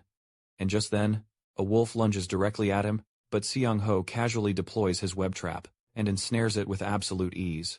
The once ferocious wolf is instantly reduced to a whimpering pup, wailing in sheer terror of being devoured. But such paltry resistance won't work on our boy, who swiftly finishes it off with his spear. You almost feel a pang of pity for the wolf. But the mission must be secured. 1 wolf down means 3 points earned. The remaining 3 more wolves are drawn to Seung-ho's presence as he strategically makes his move. All 3 of them instantly become hyper-aggressive and begin their relentless pursuit. 2 wolves flank him from the sides, while 1 lunges from above to secure the kill. But worry not, our bug spray is here to save the day. Seung-ho swiftly downs 1, but he's still under attack from 2 others, attacking from both sides. First, he clocks the one to his right, plunging his spear deep into the wolf's belly. The other one attempts to exploit this opening with a back attack, except Dingo swoops in to our hero's rescue with a powerful tackle. Another wolf down, another 3 points scored. Seung-ho menacingly declares that he just needs to stab each and every one of them until they're all dead. Bro isn't in danger, he is the damn danger. With a host of wolves defeated, our boy triumphantly reaches level 5 and unlocks even more effects for his special trait. Curious, he inspects his gate's properties. The new feature is this: his gate is now completely invisible to everyone else. Then, there's also a projection effect. Now he can hear sounds from any projected location. To test it out, Seung-ho immediately opens a gate. This time, he can actually see right from his house. No need to travel to the other side himself. Even the transparency feature works perfectly, so no one will be able to detect his ability anymore. Plus, Seung-ho was worried he might accidentally cross into a dungeon without knowing the threat level through his gate. But thanks to this projection effect, that risk is totally eliminated. The fact that this effect appeared at level 5 also implies more effects are waiting for him as he reaches higher levels. He never even assumed that these lower levels could hold such rewards for him, but still, he's got a lot on his plate to do, starting with burying the corpses of his victims. The wolf pack 2 days after defeating the wolves, our boy accomplished quite a few things. Firstly, he returned to the other world and conducted another survey with his drone. Setting the radius to about 1 kilometer, he was able to find a bunch of different, but harmless animals. Even now, there wasn't a single sighting of a goblin or even a kobold. No monsters at all. Next, Xiangho aimed to gather information about the goblin nest, 30 kilometers away. That kind of nest is, supposedly large enough to house a bunch of hobgoblins, too, which means defeating them will be really difficult. Now that he'd gained real confidence about his current safety, Xiangho felt it was just the right time to start expanding. Our boy became a human chainsaw man, alongside his own version of Pochita, and mowed down the trees, clearing the area, flattening the ground, and transforming his old hideout into a proper shelter. His dingo summon was the MVP. He helped create a large circle acting as a boundary. Xiangho played it extra safe, and even set up 2 whole layers of barbed wire, fencing alongside a moat. Now, he just needed to dig the moat 2 meters deeper, for a combined effect with the wire. While he was doing all of this, he also watched TV. Thanks to his projected portal, the government just dropped plans to launch a full investigation into Awakeners. Meanwhile, in the real world, Xiangho was busy gathering materials from every hardware store he could find. He even hit up several home renovation stores just to snag some complete tool sets. Then, on his way back to his place, he even scoped out Kielchun's hideout. And if that wasn't enough, Xiangho even shelled out to rent a motorcycle and a mini excavator he could eventually use. With some extra training, the little blue toad continued to be an amazing support for him. Xiangho regularly injected himself with a small amount of poison to build up resistance. But eventually, he had gathered enough of the stuff to merge with a weapon of his choice. Back in his room, he gets a huge shock. Survivor 1, a guy with literally 4,500 hours logged in the game, has joined the mission. This immediately makes Xiangho question the Yahello shootout, alongside the government's shady control over the media, and even the president's strange behavior, being holed up in one place. All 3 of these events might look like mere coincidences on the surface, but our boy knows it's way deeper than that. His initial theory has always been consistent, that Survivor 1 is working with the president for his safety. But that's only because he thought this guy would know about the true background story unfolding. Survivor 1 is supposedly an item collector, so he definitely would have demanded a massive shelter from the president in exchange for the information. He also carefully picked his target for collaboration by choosing the president to gain maximum leverage and authority. The situation is getting complicated. Xiangho wonders if this is all just a huge bluff, but then again, his own vision doesn't quite fit. His contemplation is starting to give him a headache, but Xiangho has finally reached an answer. If both Survivor 1 and his own vision are collaborating, then our boy plans to switch up his personal strategy as well. In the next scene, we catch Four Eyes cooking up a fresh score and VRID. He's left wondering if he'll actually get a response back, since that could completely throw a wrench in his plans. My dream, though, gets back to him shockingly fast, likely because some gamers are allergic to actual jobs, or, for that matter, any kind of social life. Even our lead seems to think this guy is unemployed. Still, he really wants to confirm if this guy is legitimate. So, through VR chat, the conversation starts with My Dream joining him in the elite's White Room classroom. Fans will definitely recognize this setup. Inside, both players confront each other directly. My Dream is particularly annoyed by this dude's unknown alias, especially since he agreed to meet here. Yet this guy shows up wearing a silly duck face. The offended duck offers a quick apology, then shrugs it off. My Dream takes that as a sign he's dealing with a true veteran, someone clearly trying to hide their identity. But Duckface continues to keep him completely in the dark. My Dream decides to test him with 3 crucial questions. Only then will he acknowledge this ridiculous duck. The first question he poses is regarding the maximum jump height of a werewolf, to which our boy immediately fires back, 3 meters. He even knows about an owlbear's weakness, which is basic as heck: light. And finally, the evolution stages of zombies, alongside their forms. Duckface confidently responds that, instead of having typical infection abilities, these zombies actually consume nutrients for their functioning. Accumulating those nutrients allows them to evolve into ghouls. Interestingly, some even become enhanced zombies before that stage. My Dream then pitches a 4th question, despite claiming he would only ask 3. Our boy, however, refuses to reveal the exact number of precursor events in the story. And upon hearing this, My Dream laughs heartily, admitting that Duckface really is times a veteran. Our boy, however, is pretty annoyed, and demands this guy to hit up Survivor 1 and make him join the call. However, my dream says, that can't happen right now. My dream doesn't even bother giving a reason.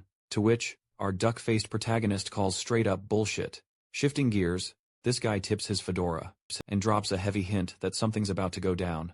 Very soon, our boy is starting to suspect this guy might just be completely unhinged. At this point, it's almost like he's just spouting filler lines, clearly trying to stall for something big. Suddenly, a shiver races down our hero's spine. The moment he grasps the gravity of the situation, my dream bails out of the conversation as our boy realizes this guy has been straight up doxing him the entire time. Right then and there, a man strides into the cafe, flanked by 2 security guards, immediately ordering them to lock the doors shut. The receptionist tries to insist they're supposed to make a payment over the counter for their scheduled time, but this guy just bluntly grabs her arm, making it clear they're here to find someone, not to play any games. The one thing that truly irks Seong-ho is that my dream is supposed to be playing it cool and undercover, but instead, he's oddly going on the offensive. By the way, this guy's ability is pretty much like Lelouch's from Code Geass, able to completely control the receptionist's mind. Anyway, our boy is in a serious pickle. He's got to make a break for it. Because if he's caught, the same fate will surely befall him. So, he quickly bolts to the restroom, and activates his dimensional gate ability. Meanwhile, the guy hunting him is relentlessly going around, spamming his mental ability on everyone in sight, to uncover Seong-ho's identity. So far, they've checked every single area except one, which leads him directly to the restroom. The guy is supremely confident our boy's hiding here, meticulously opening each stall. He ponders if this dude is some kind of stealth assassin. You know, it's gonna be hilarious if this guy busts open a door and finds some random guy taking a dump. Anyway, my dream is pretty confident when dealing with stealth-type monsters. He splashes a bucket of water to scan the environment, trying to sense any uneven edges. He's also wildly flailing his hands, hoping to find Seong-ho. The thing about our boy is that he did summon his gate, but luckily, he laid it flat against the wall. Actually, this guy is he's now face to face with that very same portal, yet, after his thorough inspection, he still can't see it.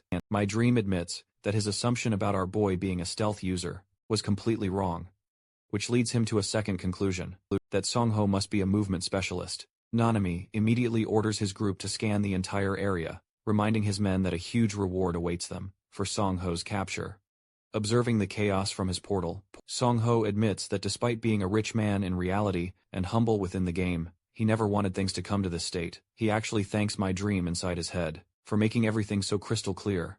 All this time, Seong-ho had been incredibly conflicted, but now he's damn near certain about what he has to do. Revealing himself, he intends to fight them head-on, and will no longer hold himself back from responding to their violence.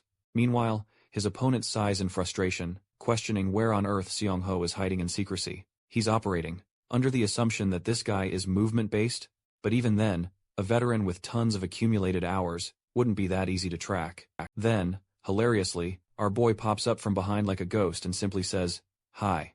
My dream immediately spots him in the mirror, as Seong-ho lunges right in with a deadly spear strike. The poisonous spear slashes his leg, and within mere seconds, he's already influenced by its devastating effects. This guy was trying to aura farm this entire time, and one single slip-up resulted in his absolute doom. Without even confirming his identity, our boy violently slams his face into the wall, reminding him he's not supposed to turn his back. He then mocks the guy about the excruciating pain of the poison that's currently coursing through his very veins. Every single time he tries to talk, Seong-ho sharply reminds his bitch ass to shut up. Next, he dramatically clutches his blade, stating how the apocalypse and tutorial haven't even truly begun yet. And the same goes for the murderer system. Saying this, Seong-ho slashes the guy's gun, which is wrapped around his belt. Adopting an incredibly serious and terrifying tone, Seong-ho brutally declares that he won't even get penalized if he kills him right here. And right now, his blade hovers menacingly around the guy's neck, but he stays utterly silent, like a good boy indeed. Seong-ho is genuinely impressed that this guy actually knows how to hold his tongue. In a rare moment, his body simply flops, despite still being fully conscious. It'll be paralyzed for a while, completely due to the poison. Seong-ho's initial question probes why this man attempted to betray Survivor 1 and why he set his sights on innocent people, all because of times that asterisk. Instead, the same guy who once hunted others was now nothing more than a paralyzed victim, a truly pathetic monster, ready to be farmed without lifting a finger. My dream curses Seong-ho, who then takes out his gun and warns him this is the price he'll now pay for even times thinking times about capturing him. Our boy then grabs his formidable knife and chillingly vows to actually kill this guy if their paths ever cross again after this. Seong-ho successfully escaped the cafe long before my dreams group even arrived. He then safely made it home and then traveled to the other dimension. There, he took apart the gun and began inspecting the guy's ID. The man's name is Kwon Kyung-jun. He's in his late 30s and runs a golf club and actually controls 3 bunkers through those clubs. Finally, he's also a sugar daddy to multiple women, which means he's got all the women and the wealth. And as for his abilities, Seong-ho assumes he possesses something truly powerful. Based on the sheer number of hours he spent in the game, clearly, the skill is related to mind control, and that much is incredibly clear. All this useful information now belongs to Seong-ho. Of course, skills aren't usually supposed to improve just because someone has spent a few thousand hours playing the game. Even in games like Valorant and Counter-Strike, dedicated players spend 10,000 hours only to remain hard stuck. Regardless, Seong-ho understands that the game has always valued survival above everything else. Thus, his own portal skill is essentially a cheat code for veterans. For now, he wants to keep this merely a theory, until he's able to confirm another veteran's unique skill. Next up, Seong-ho tests out the gun, deep in thought that the apocalypse was soon to come. He's absolutely certain of one thing, beyond a shadow of a doubt, and makes his way deep into the forest. Following Dingo's keen lead here, Dingo barks wildly, pointing to a suspicious spot. Gruesome, fallen police officers, alongside a scattering of slain goblins. Maintaining his composure, our boy quickly checks the status of the fallen. Turns out, one of the officers is miraculously still alive. Despite having no immediately fatal wounds, he's suffering from a paralyzing poison effect. But the more worrying detail is his missing weapon. Though, he also considers the possibility that he never had one to begin with. In any case, Seong-ho carefully places them together and tells him to rest there for 30 minutes, for the paralysis to subside. Then, he turns his attention to inspect the goblin corpses. At first glance, he spots numerous bullet holes, which confirms that the police officers actually did have a gun. The burning question is, why is the gun now missing? Only after pondering it for a while, Seong-ho reaches a startling revelation, suspecting this is the cunning work of a gold goblin. But that possibility truly excites him, because he truly wants to hunt it down himself. With the new plan firmly set, our boy proceeds to dial emergency services. On his phone, of course. He'd also left a note with the precise location, and even instructions to properly bury the goblin corpses. Seong-ho understands that monsters are already public knowledge, in the eyes of the wider public, so playing the safe, stealth game is pointless. Right now, he's in a desperate fight against time, and he's hoping that this tiny murder machine by his side can really help him out. Meanwhile, in a different area, a fight is breaking out between a goblin and a non-awakened, a regular person. In fact, the goblin expertly dodges his swing and gets away. There are 3 of them left now. While our homeboy questions his captain if this is really the right way to go about things, he doesn't get why he has to play the tanker role when he doesn't even have any abilities to begin with. The captain, however, unleashes his skill, wielding powerful psychokinesis. The only catch with casting this skill, though, is that it takes a little while to actually use. Our boy's got a whole arsenal of rocks ready, and now he's launching them to smash a goblin's body. He's playing the crucial role of support, while his buddy nervously asks when the rest of their party members are finally gonna arrive. His captain hears the surprising news that the party had gone up to Gazon Mountain, but apparently they've been stopped dead in their tracks, and are unable to climb any further up the mountain. This is a striking revelation to the average Joe, who doesn't possess any special abilities. He wants nothing more than to retreat, but his captain believes they should push on. 3 goblins suddenly jump the guy and are about to beat him senseless, when more rocks smash their faces, diverting their attack. The good thing is that these goblins aren't as strong as they were back in the game. The captain simply tells this guy to keep pushing, while keeping his composure. As long as they can deal with a bunch of monsters, and capture the hobgoblin group, they'll end up with a significant advantage. Mr. Psychokinesis is so busy lecturing his buddy, that he completely drops his guard, and gets whacked by a goblin's mace. Now that his hand is completely messed up, this guy can barely control his ability. What's even worse, is how a measly goblin managed to outsmart him, with a surprise counter-strategy. Yeah, if I were him, I would just give up right now. Now that they were completely defenseless, the 3 goblins quickly surrounded them, and began to lunge from every direction. Things were really looking like the end of the road for these amateurs, when suddenly, a bolt shot right through a goblin's head. A second and third shot quickly follows, and injures the other 2 goblins, much to their utter confusion. The party of two has no idea what's going on. They look into the dark forest, questioning where the arrow even came from. In the next scene, our boy is seen with his combat bow. At first, he contemplates if he really made the right move, to step in, and potentially waste his precious ammo. Right then, Seong-ho's ecstatic. He finally confirmed vital information about the Awakeners. First, he realized these Awakeners were being blocked from ascending the mountain. Second, he stumbled upon a group of goblins who were already significantly weakened. Armed with these two crucial pieces of info, Seong-ho devises his next ingenious plan. He's already got a method ready to deal with the goblin group. His strategy? It's surprisingly simple. The whole idea revolves around provoking the goblin, which he'll do by simply tossing a stone. After successfully rage-baiting the green, bald midget, he'll lure the goblin towards his dimensional portal gate using clever cues. Once the goblin is close enough to the gate, Seong-ho will unleash an attack from the other side, with the clear advantage of being able to see right through his gate, while remaining completely invisible to others. With the first goblin gravely injured, it will scream, snagging the attention of its allies. Using that very dimensional gate as a solid wall, Seong-ho will forcibly yank his spear back out of the goblin's body, erasing all traces of his attack. Now, let's look at the hobgoblin's reaction, who boasts a high perception stat in this game. It will instantly notice its fallen subordinate, and instantly point fingers at the other goblins, accusing them of plotting its death. This ignites utter chaos within the goblin group, sowing deep disharmony, and drawing the other goblins away from their leader. Seizing this perfect opportunity, the ever-calculating Seong-ho will materialize from the other side, and promptly lop their heads clean off, thereby maintaining his clear advantage of always making the first move.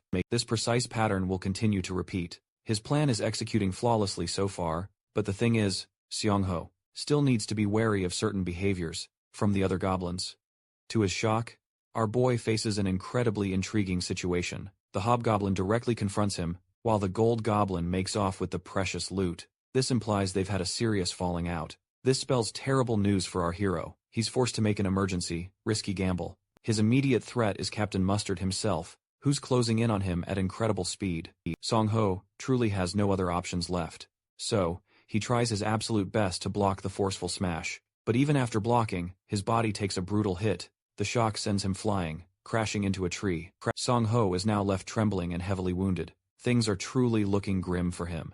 The hobgoblin wastes no time, moving in for the kill. If our hero falls here, he knows he's utterly, totally cooked. The mace blitzes toward him at full speed, aiming to absolutely smash his brains out. In that critical moment, Seong-ho's health plummets, activating his crucial critical skill. Survival instinct flashes with a fierce yellow glare. Our man responds to the hobgoblin's attack, at point-blank range.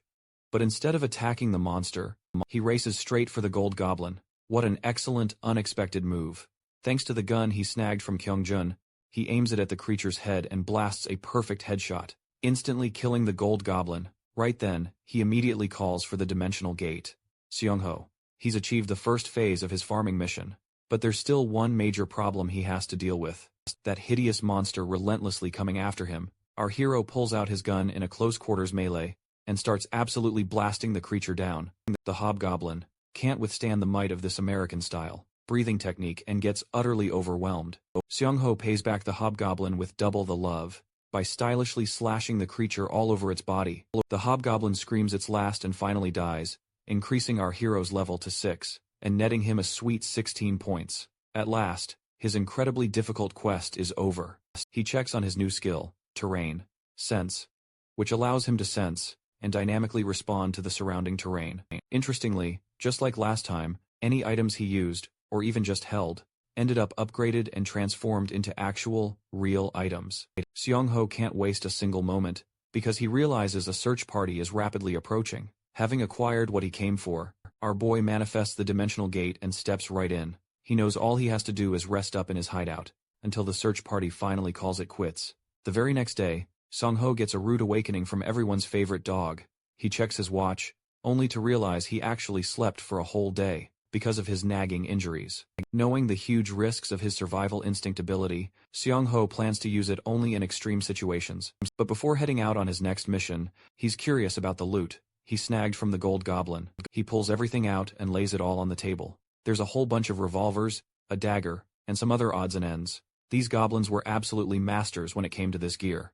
Seong-ho is fine with the revolvers, but the true prize in his eyes is that mithril knife he snagged. This baby is a weapon with permanent invariance, a super rare find in the game, and one of the only weapons out there that won't be affected by the incoming disease catastrophe. But the one question that really bugs him is, how was a goblin able to get such a rare item that cost a whopping 100 points in the shop? Inspecting every inch of the blade, Seong-ho realizes it's flawed and imperfect. During his contemplation, he reaches an enlightenment. The goblins of this world carry metal weapons. Because of their intelligence, it's just not possible for such creatures to make them on their own. This begs the question, did a sudden mutation occur and change the course of their civilization? This could mean even smarter goblins are out there, experimenting like research goblins? However, this theory is baseless for now, and our boy knows it. He wants to test it later, but for now, he's more interested in unpacking those tiny satchels. Hitting the lottery, Seong-ho pulls out a bunch of shade grapes. This unique fruit dramatically enhances a person's night vision. Carrying them also makes perfect sense, because it's the very reason these goblins can easily move at night. Popping open the status window, our boy inspects his growth rate. He's actually quite pleased with his current progress, because his growth rate right now is way faster than it ever was in the game. With the basic stuff wrapped up, Seong-ho knows it's time to head back to the real world.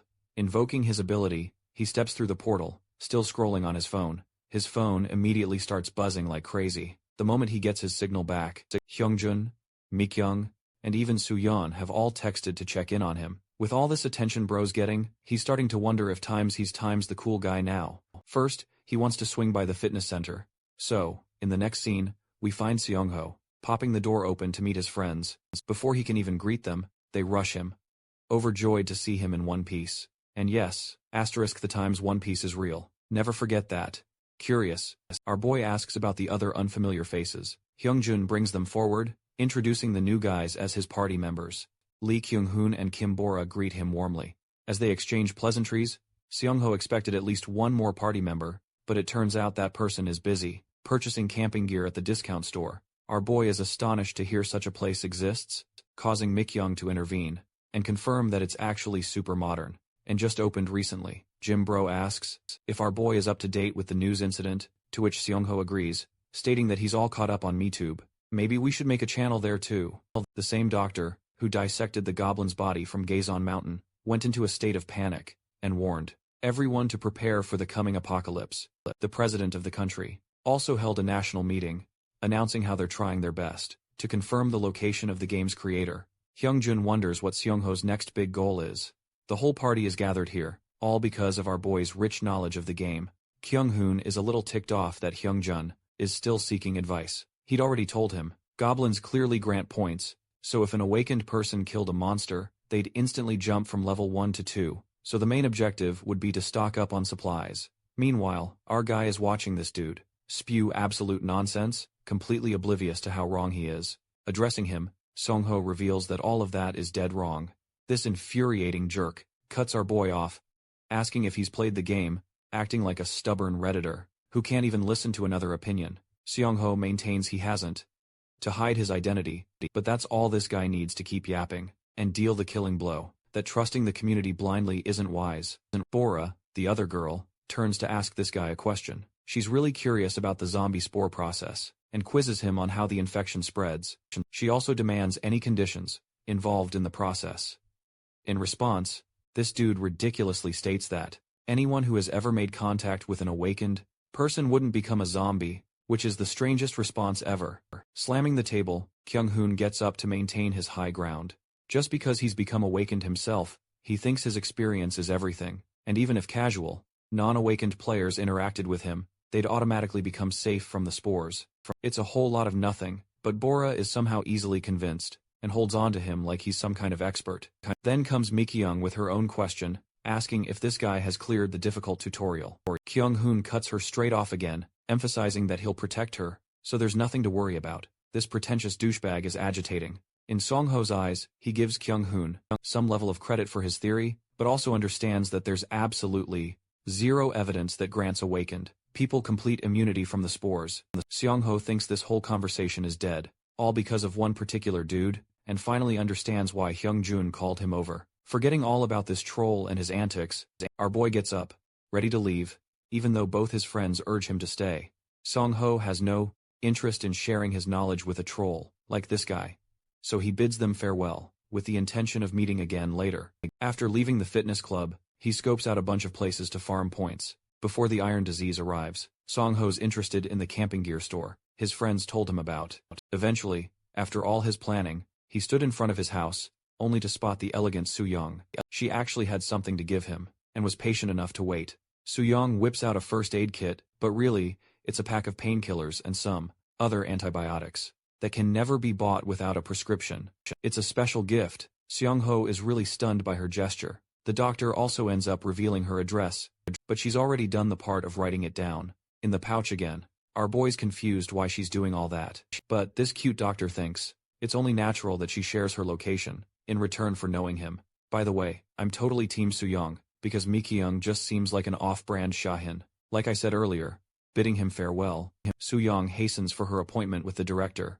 As she's walking away, suddenly, she remembers one last thing. Soo-young smiles and reminds him to pay for the medicine. She gave him the address for a reason. After all, after hearing that Seong-ho is dead, lost, I just can't figure out Soo-young's intentions, or read her behavior at all. With their parting, time flew by. During those hours, our boy walked all over the city, collecting different stuff from different stores. Then he went on to create a proper storage facility, and after adding sandwich panels, he was ready to load some of his stuff inside. Remember that mini excavator that he booked? Seong-ho started utilizing that to its fullest potential, especially for his construction work. Eventually, the global situation became increasingly volatile. Public chaos muddled political landscapes, and with constant arguments over the truth, and skeptics going back and forth endlessly.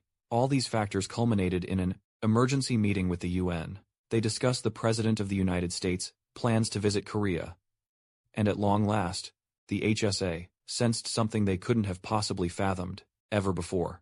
On top of everything else unfolding, the asteroid destined to kickstart the zombie era was blazing its way directly towards Earth. 4 days later, Seong-ho finds himself at Gamcheon port, staring out at the luscious oceanic scenery. This is where the final backstory, or precursor event, known as the Russian ship event, will take place. After making absolutely sure no one was around, Seong-ho entered an abandoned building to make some last-minute preparations. Here, he casts open the gate, explaining his reason for coming here. Despite the high probability of becoming a zombie, he wants to obtain a bunch of different guns from the ship. The thing about zombie spores is that they're pathogens, in the form of particle beams. It's not something you can easily avoid. Becoming a zombie here, or 5 days later, didn't make any difference at all, especially not to someone who didn't live with his family. Seong-ho understood that he could always live in the other world, with Dingo. But then, his life would have no meaning to his existence, as a human. Wrapping up his preparations, he gets to work, clarifying that he isn't here for a suicide mission. He's just making a choice many others would never be brave enough to make. The choice of taking the high road for a higher gain. That's what life is, anyway. Seong-ho checks the patch notes about this part of the story, and assumes the 10-point weapon is an ebony club, but it leaves him wondering just how weak the zombies will be. At this stage of the game, there will also be point bonuses. After the asteroid's arrival, the details are written with such confidence that it's clear the game creator knew all this would unfold. Seong-ho was on his phone when things took a turn. He gets an emergency text regarding a tsunami warning, linked to the third precursor phenomenon. In the next scene, the water touches the shoreline, going higher with every pulse. Out in the ocean, a ship is literally getting tossed by the waves. Song-ho realizes the city has flooded, and now he's left with the choice: beat monsters or zombies. Watching the ship closely, he shares how hopeless natural disasters make humans feel. Still, he had to operate in this level of chaos, and make his next move using his boat. Seong-ho runs at full speed while supporting his craft, before jumping straight down a building. Knowing he is short on time, he needed to resolve all of this before government agents arrived. Sometime later, he anchors himself to the ship. So far, things are okay. The thing about Awakeners is that they don't become zombies, which means Kyung-hoon was surprisingly right about his theory. In fact, our boy doesn't even feel an annoying sensation. That's good news already. So, he climbs the ladder for the second phase of the plan. Here, zombies are lurking about on the ship. He calls for them and draws their attention. Bro has come here in shorts with a shield and a mace, looking like a Power Ranger. The zombies in the game were always special in their properties. Because of the game, they couldn't spread the virus, but they treated everything around them as prey. They also had a propensity to become stronger, with more nutrients absorbed. Song-ho charges right back at the zombies, and smashes one of them with his shield. After tackling the first one, he takes his mace, and tells the zombie to brace its jaw. And then this man proceeds to give him, sometimes really times good plastic surgery, by smashing his face. Just look how easily these two went down. Song-ho wonders if the zombies were nerfed a bit times 2 times hard. He snags 2 points and immediately remembers how it used to take at least 2 or more hits to kill a single zombie before. But now, it only takes 1. Still remembering what happened with the orcs, he absolutely refuses to let his guard down. Making that kind of mistake twice would absolutely cost him his life. Next, Seong-ho checks out the hallway and finds a whole bunch of zombies trapped inside. Some are still walking around, so he quickly goes ahead and starts absolutely bullying them left and right. Seong-ho's main goal is to find a pistol, so he sets his sights on the wheelhouse. But then, he suddenly hears a gunshot, shocking him completely. There's no way someone actually managed to survive. The zombies on this ship, rushing towards the source of the noise, Song-ho admits that non-awakeners are sometimes randomly lucky. After coming in contact with awakeners, and surviving the spores because of them, his priority is now to save this person, so he can get more information. But the moment he arrives, the poor guy is already dead. This person has a picture of his loved one in his hands, right before he died. Oh, Naruto Uzumaki? He couldn't become the 7th Hokage in this time's universe, apparently. But it's still a great help to Song-ho that he can take this guy's gun for himself. He then lays him out flat for a proper rest, and exits the room. Being accustomed to tragedy is something Seong-ho really needed to get used to, as it will only become more commonplace after the initial tragedy. It's only natural that he would have to kill people of his own kind, just to maximize his own chances of survival. While he's untying the anchor, Song-ho is astonished when he sees someone jet skiing nearby. This means that, just like him, another player is here to farm points. They cross paths, but our boy exits the ship with what he needs. He doesn't care much about the person entering the ship. The very next day, things kicked into high gear. It's early morning when the news cycle explodes, focusing on the sudden disappearance of the game developer. But no one can find him to get any answers. Ever since the president received concrete proof of zombies, he's been taking relentless and decisive action. So, in a nutshell, Song-ho believes the nation's leader thinks in a very similar, pragmatic manner to him. Recalling one final, crucial detail, our boy calls Lee Ubiam, the administrator at the countermeasure headquarters. Immediately, our boy drops a massive bombshell, the exact time and date of the upcoming doomsday. To prove his identity and gain Ubiam's trust, Seong-ho mentions the specific gunshot wounds he inflicted on the hobgoblin. Ubiam is absolutely startled that this is indeed the same player.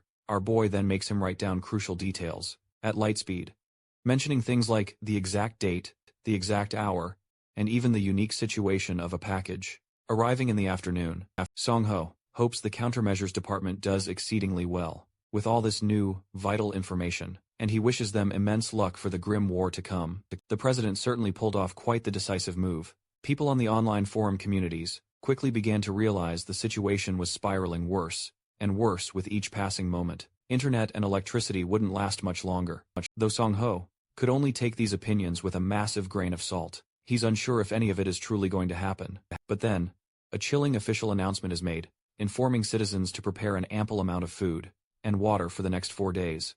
They're also told to return to their families. The military is actively patrolling the streets, demanding people immediately cease all activities. No exceptions. A proper, comprehensive statement will be issued by July 20th. Seong-ho observes all of this unfolding chaos, and thinks that this is absolutely the perfect response. He feels a pang of guilt for not informing the people sooner about the impending state of the world. If he had only known how well the government would have handled all of this, then he would have gone all out from the very beginning and fully exploited his trait. What a colossal missed opportunity. But Seong-ho copes with it by admitting he still wouldn't have been able to stop the disaster anyway. There's no point for him to dwell on what could have happened. He just needs to remember his own promise. First of all, he's not some hero of justice, nor does he want to be. He's just an ordinary guy. Afterwards, we learn that the lockdowns and quarantines shook the state of the world to its core and made it impossible to navigate. That's why Seong-ho spent his days in the other dimension. 3 days before the apocalypse began, he finished digging, albeit at a slow rate. He also binged all the videos he'd saved regarding cooking and farming, because the internet wouldn't exist for much longer. Just 2 days before the apocalypse, He scouted the area with Dingo and felt incredibly lucky, finding a few golden apples. This made him wonder if this whole place was enchanted, blessed with being such fertile land. One final problem popped up a day before the apocalypse. Apparently, Song-ho found 2 packs of sweet potato jellies, missing from his storage.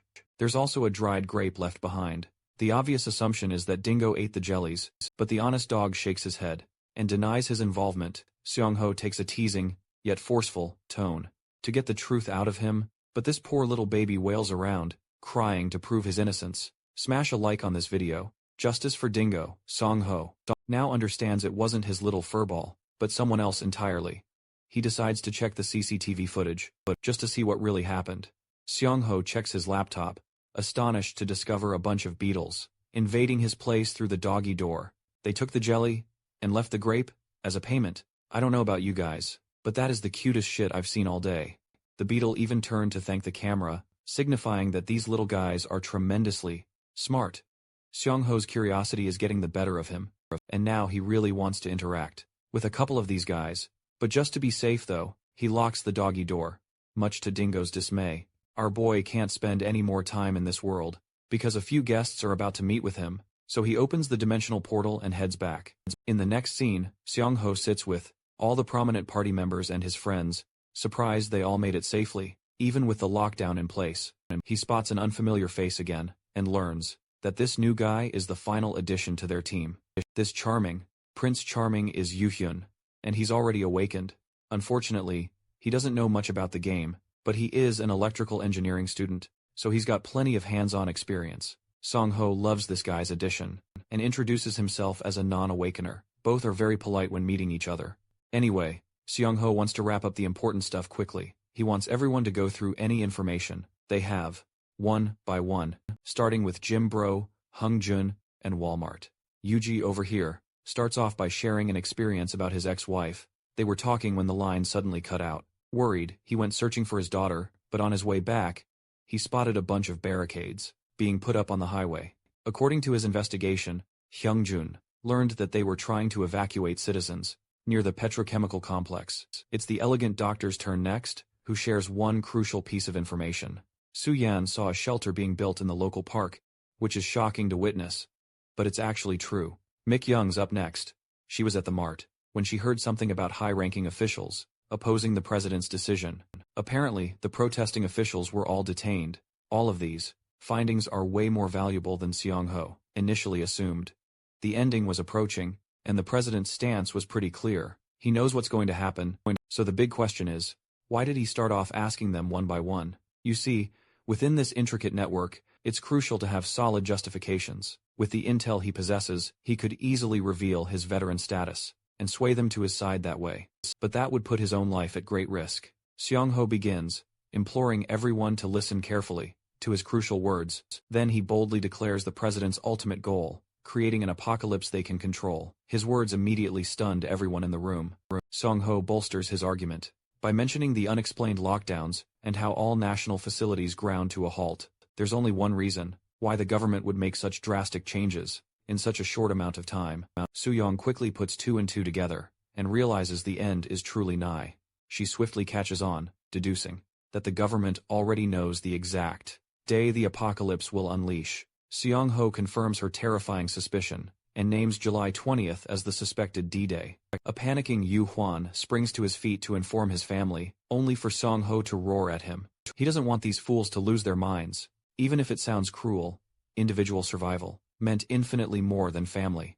Song-ho coldly reminds everyone present that any one of them could turn into a zombie, starting as early as tomorrow. So the specter of death now looms over all of them. Finally addressing the main point, he dramatically pulls out a stack of files, revealing the true reason he called them here. It's because he's devised a strategy for the tutorial phase, as well as detailed info on how to survive.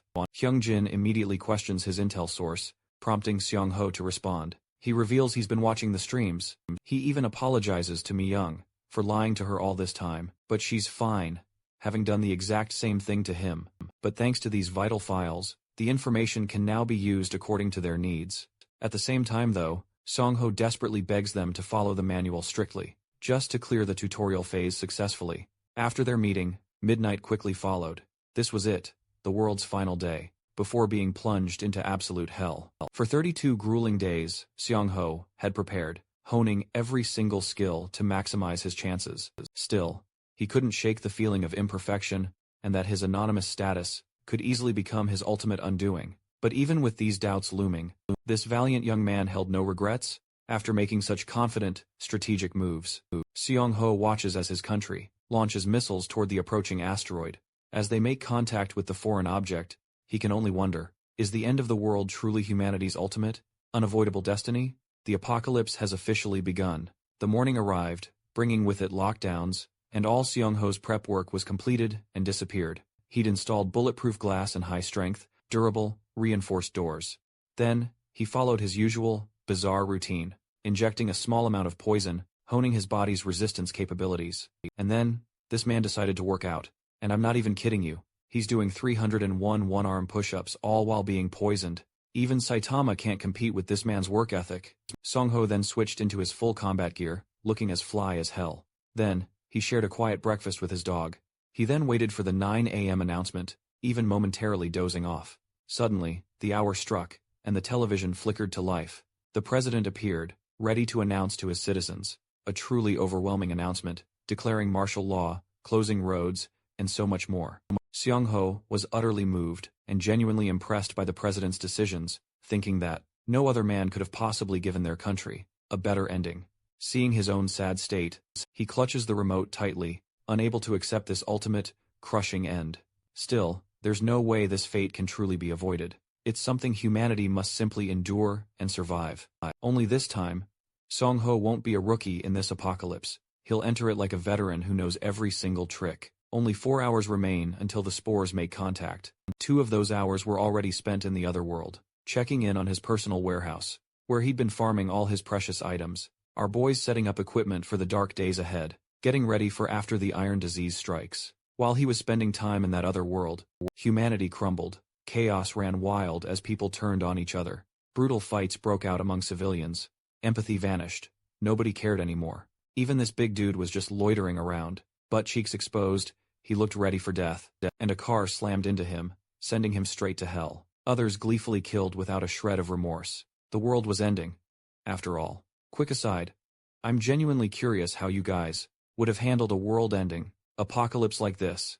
Let me know in the comments below. The blonde punk was behind the wheel, and didn't even flinch that the guy died. His friend thinks it's fine to ditch the car, because the iron disease is going to wipe out all vehicles. In no time at all, the other guy points his bat up at the rooftop, calling out the loser, quietly spying on them. He holds a personal grudge against our boy, and he's looking to farm Seong-ho for points. Jong-ho can't understand why this guy is acting so high and mighty. But then he spots flyers fluttering down from the sky. Even on the brink of apocalypse, the government is still worried about its people. It's incredible to see them still caring, a stark contrast to Seong-ho himself, who's ruthlessly selfish, focused only on his own survival. He knows that, if more people acted in the interest of others, the apocalypse would be much easier to handle. Crushing the paper, he realizes this is an unrealistic standard. All he needs to do is focus on his preparations. Next up, barely 3 minutes remain, until the deadly spores hit the world. Seong-ho has amassed a mountain of air tanks, and wonders if there'll be enough before the disease completely takes over. So he's already memorized every crucial route. For replenishing his goods from the ravaged city, a glance at his watch makes Seong-ho wonder what would happen if he forgot to take it off. At this point, even he admits he's worrying too much. So, he keeps it simple and dons his helmet. It's 1 p.m., and the spores have officially made contact. Seong-ho steals his resolve, kickstarting his trusty bike, hoping everything goes exactly according to plan. The scene shifts to the terrifying rise of the infection. The spores have begun to infect regular citizens. Life is rapidly drained from the people, and eventually, flesh-eating corpses are all that's left behind. These growling, purplish monsters are drawn to a specific noise. Seong-ho is racing full speed ahead, outrunning some of the zombies. Much to his surprise, there aren't that many in this specific area, which is a good thing, because most who turned into zombies ended up staying home, dying alongside their families. The only part that truly intrigues him is finding someone who didn't turn. Still, things aren't looking too bad. He spots a clear path ahead, taking a quick shortcut, knowing it's best to avoid zombies entirely. While he's busy scavenging, luckily, the store still has its shutters up. This makes it easy to shatter the glass, using his trusty sledgehammer, which he does before heading inside. Seong-ho, commands the portal. Knowing he has to make quick moves, he grabs whatever he desperately needs, knowing it'll take a while for the spores to fully mind control the zombies. His best bet is to raid the hardware store before that coordinated zombie assault begins, which would help him avoid any unnecessary fights. By the way, our boy is currently tossing everything he can get his hands on. Bro floods his dog with a ridiculous amount of medicine.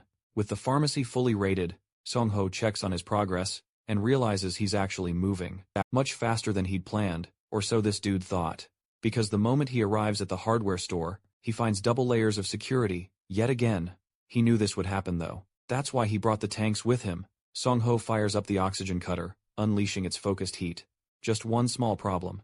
This thing is times ear-splittingly times loud, immediately drawing every single zombie nearby. With just a quick glance around, Song-ho remembers that even though their tracking abilities were heavily nerfed in the game, it still only took them moments to pinpoint the exact source of that noise. An entire horde had him completely cornered, spelling certain doom.